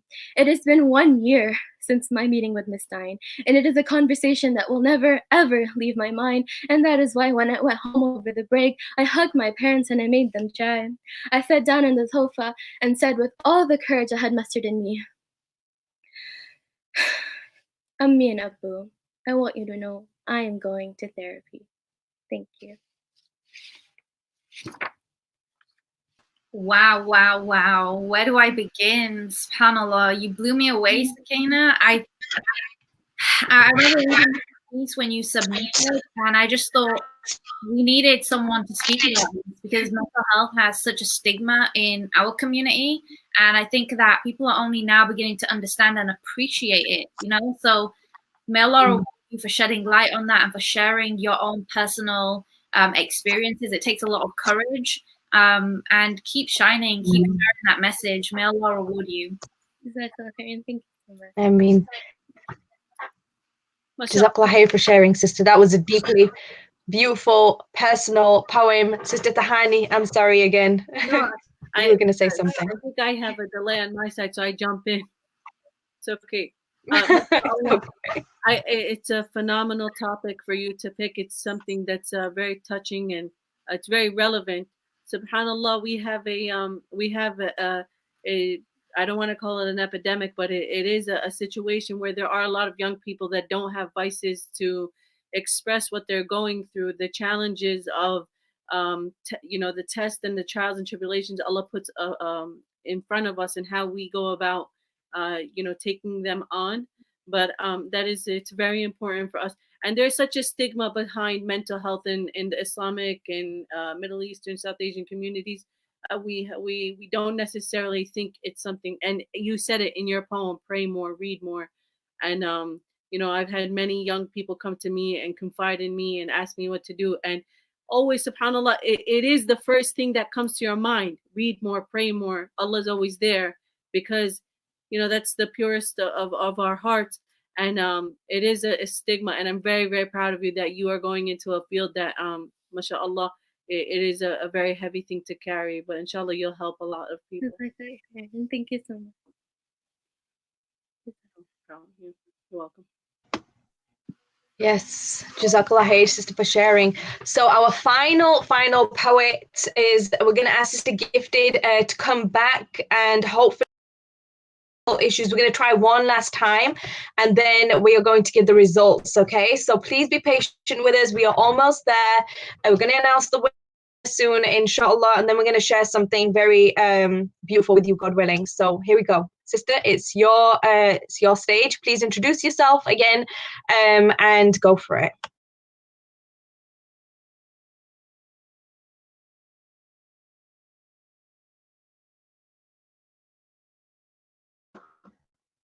Okay, so I can't hear any sound, sister. Do you want to maybe try one more time? I'm not sure. Is it just me? Is it my audio? Anyone else here can't hear anything? I'm going to put myself on mute, okay?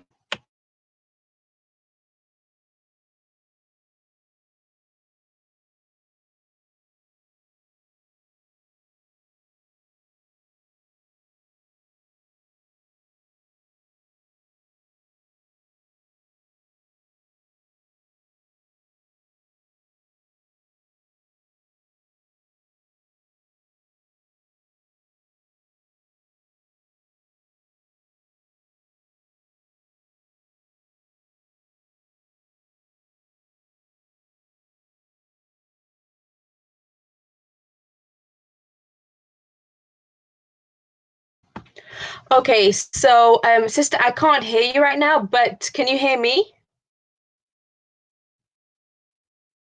Can you hear me? You can hear me, right?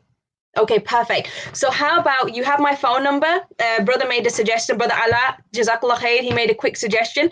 If you can give me a phone call and then I can put you on loudspeaker and then you'll be able to perform, inshallah. So you'll be hearing it from my phone here and we'll try that. We'll try that, inshallah. Is that okay, sister? So I'm going to give you a call right now, okay? Okay, perfect. So you can switch this off. Actually, you can stay on because we'll be able to see you and then we'll hear you at the same time. So we're gonna have to get a little bit innovative over here.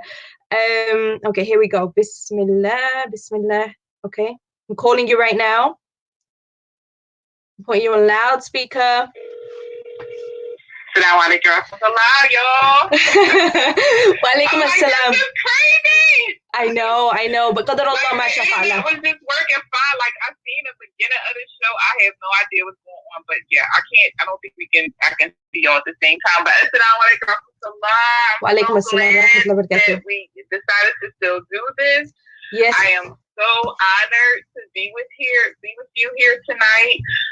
So thank you so much for still making a way for us to continue to have the show. Well, alhamdulillah, rabbil alameen. I hope everyone is safe, and I make dua for all the families out there in this climate that we're in right now. Amen. So my name is Shakita, gifted a pen. My name is Shakita, gifted a pen. Can you hear me? I can hear you beautifully, actually. Okay. Sister, could you possibly put your camera on as well so we can also see you at the same time? Right. Well, see, the thing is. Oh, you're using your phone. Right. Okay. Yeah. Perfect. Okay, so we have the sound. Alhamdulillah. Okay. Alhamdulillah. Go for it, sister. Go for it.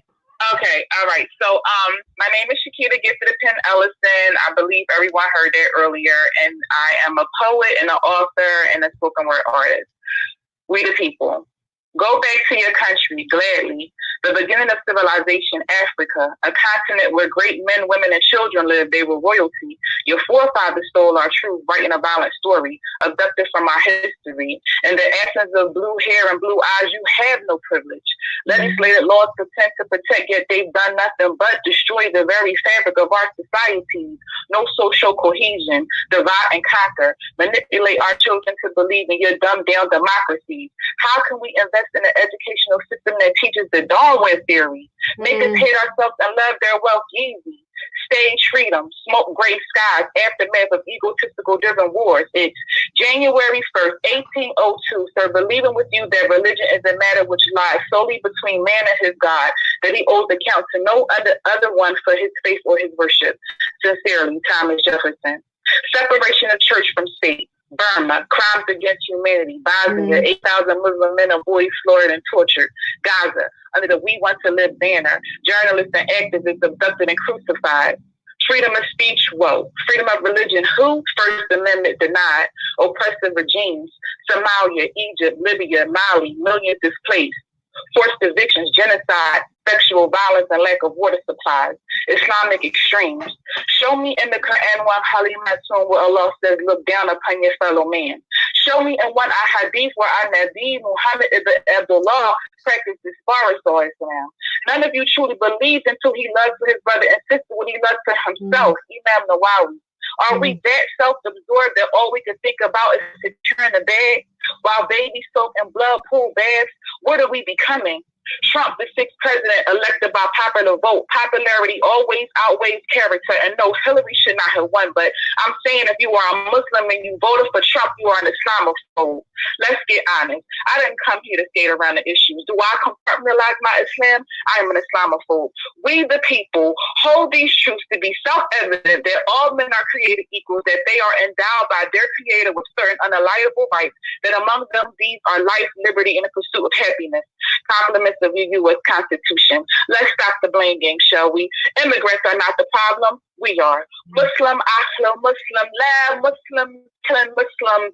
Salafi, Dawa, disunited a once contented community. And yes, we do follow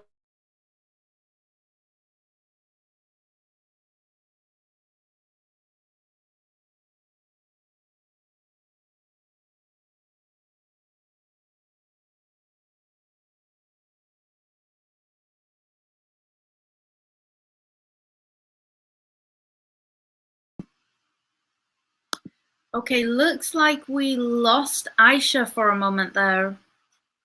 Aishah, are you here? Tahani, am I all alone?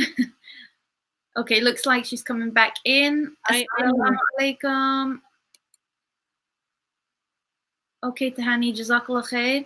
And do we have Aishah back? The problem is Aishah also has the audio for the poem, so. Sure.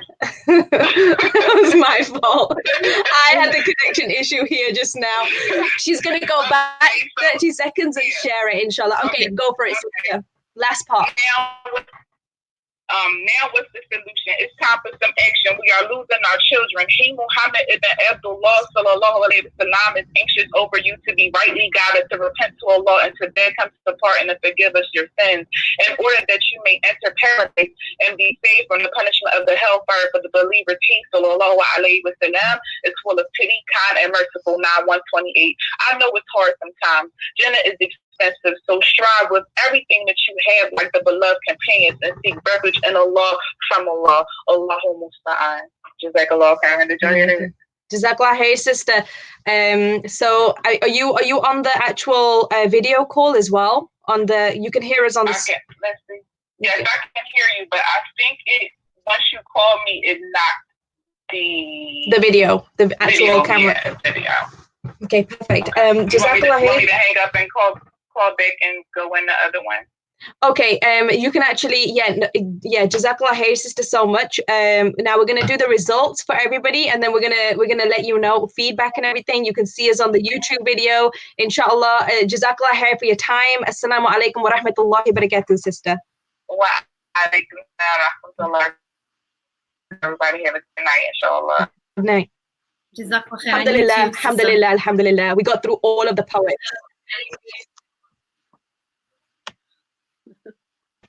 Kashmir, Tahani, any final words for sister?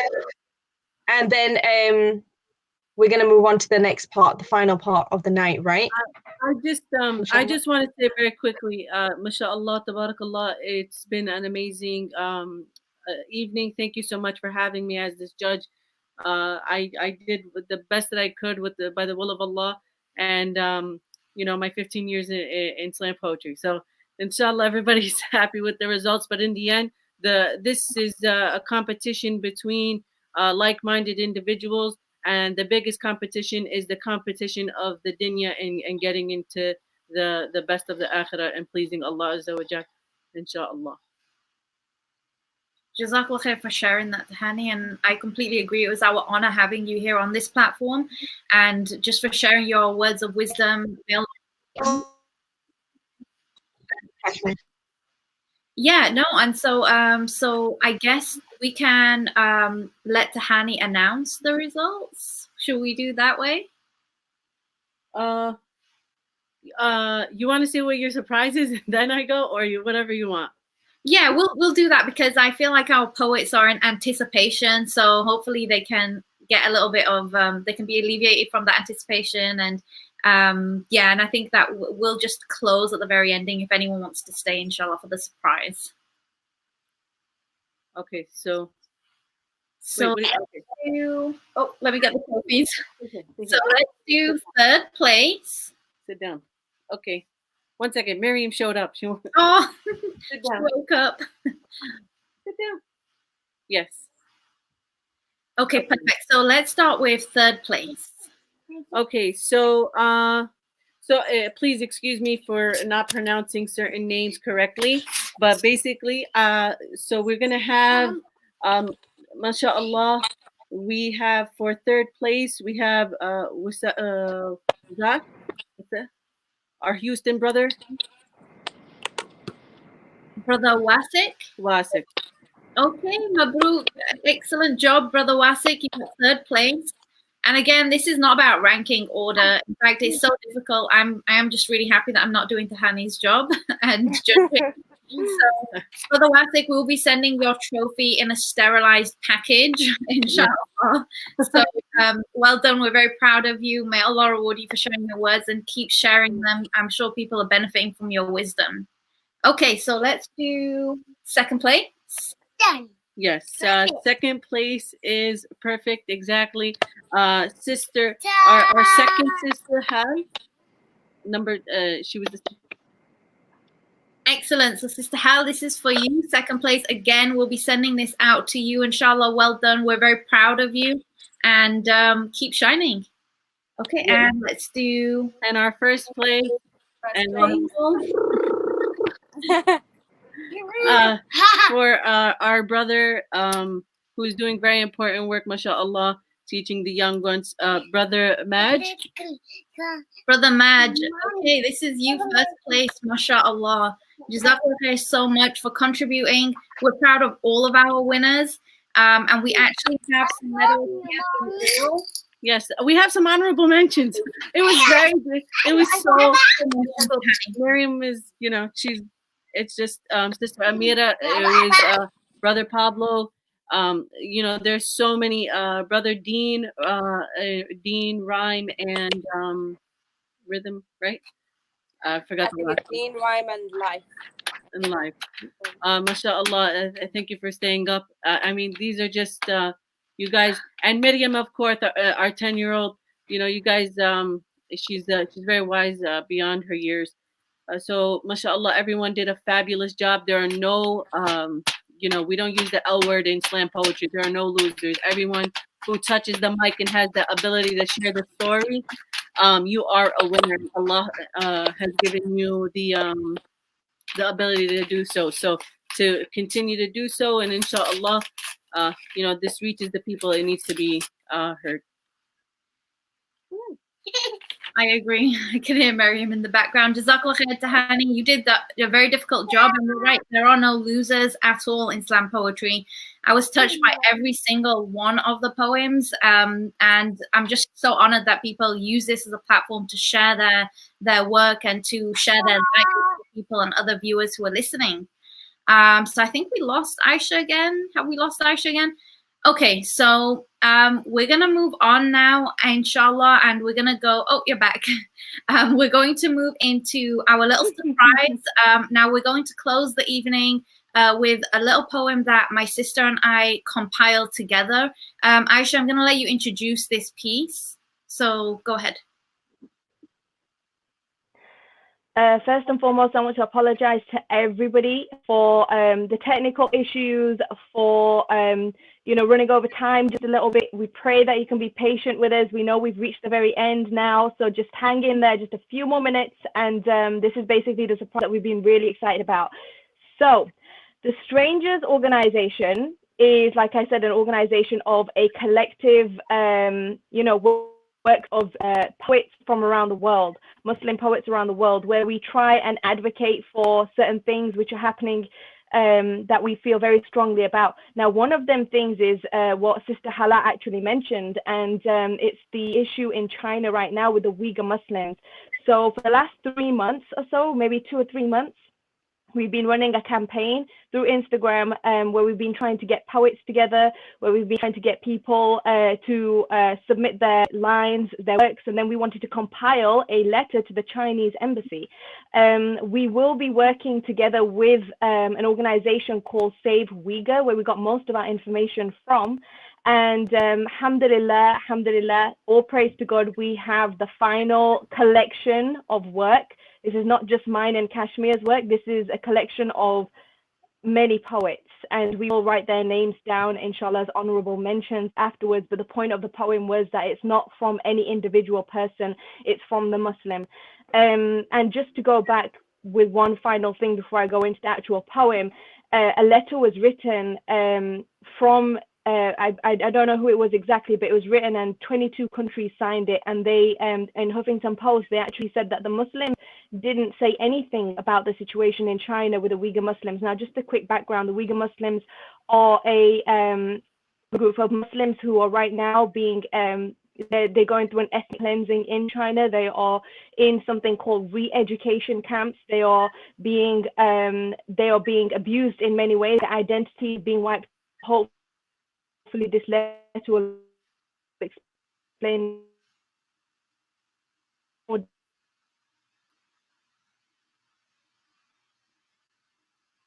Okay. Oh, Aisha, you there? I think you're freezing.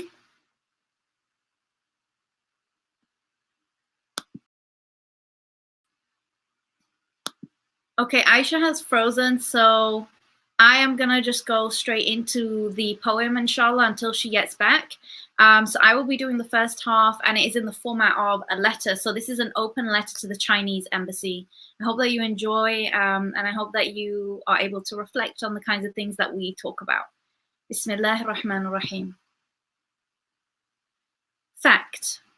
The Chinese government, or the CCP, has created a militarized police state with an estimated 1.5 million people or more in ethnic concentration camps. At first, you denied this on all counts. Then, you said it was voluntary vocational training and boarding school. Now, you're saying that they are re-education centers for people who may not have committed any crimes, but who are deemed at risk by the government. Dear Chinese Embassy, would you kill a man, a woman, a generation, because they say they believe in one God? I speak in many voices, but all are one. China has beauty, but with beauty is pain, and with pain there is injustice. You see, there is a smog above your country. Its smoke has penetrated the lungs of many, whereby the innocent have been quarantined behind cages with bars before COVID-19 had ever been heard of. Who would have ever thought that the guilty would arrest the innocent? This sickness has spread. It has spread in the thick blanket of silence of the world which stood by and watched its birth, its death, its rebirth, and its karma. It has expanded outwardly to all that have breathed your words and allowed you to try to rewrite the words of God to fit your values. It has constricted the universal truth of justice, for we have been guilty too. We, the world, have been distracted, and in our distraction we can no longer breathe. We are fighting for survival. I speak not of a novel virus that takes the wise, but a disease which has spread through the whole of the body of many nations, of which the hand did not attend to the aching limbs. A part of us is suffering. Our entire body is hurting. We have been bleeding for years, and the China that I see now is not the China that was. The China that I see now off Instagram accounts and tweets, because the news is too afraid to report on your misdeeds, is a nation whose government has succumbed to a disease far worse than the coronavirus. We are only as safe as the most oppressed in society. So a baby born is torn from the mother's breast and placed in re-education camps where they will be taught to recite the merits of this diseased government like a mantra. We bleed. Through concentration camps, you exploit the re-education. Here is the peace you constantly proclaim. Our hearts are in pieces, our mouths detained. We face economic advantages and advances that starve and maim, educational opportunities that divide and tame, ethnic unity to prevent unification, colorful dances, cruelty, twisted, so each step is beautiful agony in a colonial standard of beauty, and each breath is the slow erasure of our identity. Never again, they said, after the Holocaust. Is genocide okay if our screams have been silenced? I wonder if you borrowed Hitler's blueprint. I am trying to say that we have seen the camps, we have seen the forced labor, we have seen the bans on the woman's veil over her head, bans on the places of worship, bans on our names, our identity, our choice. You see, you claim you are stopping terrorism, but the cries of 1,000 lies are heard, yet the silence of truth is prolonged. Trying to stop terrorism by creating extremism. Claiming that you are re-educating the already educated, are you making assumptions based on terrorists that claim to be Muslim? A young girl is forced into marriage with a Han Chinese man. You are performing an ethnic cleansing of the Uyghurs, and you are in the process also erasing the Chinese identity. You have failed your country. And when I think of China now, I will not see that image of jade mountains and cherry blossom trees. The Great Wall is no longer your trademark. The death camps are. We are the brothers and sisters of the Muslims in your camps. We are the brothers and sisters of the women whose beds you send your soldiers to sleep in, of the forced marriages to ethnically cleanse a race of followers of a creed that will always prevail. You have tried to make us slaves so you can ban me, ridicule me, exile me, kill me, strip me of everything but my dignity. Afraid to reveal our identity, for its revelation will only bring misery. Oh no, you cannot have that. Allah is sufficient for me, and He is the best disposer of all affairs. Where is your morality? What did they do to deserve this? Just do it logos hanging in factory lines above our heads like nooses. Trying to create apples that don't fall too far from your trees, but we see Chinese embassy, we see now your greatest fear is not the slaves in shackles that you compounded behind your cages. It is the slave of the mind. And this is the reason why you have tried to take ours. Young or old, our freedom is in jail. With millions, yet peace prevails. Religion is our choice, and your re-education has pushed us to our belief in God. Now we are certain of Him. In your polluted war, we have seen beyond the shadows you tried to catch our hearts with, and the night has 1,000 eyes, and we, one nation, can finally see the daylight through one. We do not need your prayer mats to bow our heads down to the ground, to God. We do not need the written words of God to reiterate its miraculous daily upon our tongue. We have it in our hearts, and we draw it on the walls of our cells, cells which are contained within our bodies, enclosed to task is the obligation of our love for Him. We are free. Our souls are free. We do not need names to know who you are, because we are and we will always be, and we speak for the part of our body which hurts most, because this is what it means to be Muslim. It is to feel the pain of one part, to intercede and speak up, if only with our hearts. And I can tell you that these brothers and sisters protest you from the very depths of their beating hearts, hearts which you have sold to gain money, but found that they cannot be sold, because we have found richness elsewhere. We know, and God knows even more. So we ask you, as the voices of many, to free our brothers and sisters. Free my brethren. Yours sincerely, the entire Muslim Ummah. Thank you. So that concludes this poem, and that concludes also this event. Oh, Assalamu alaikum wa rahmatullahi wa barakatuh. Welcome back.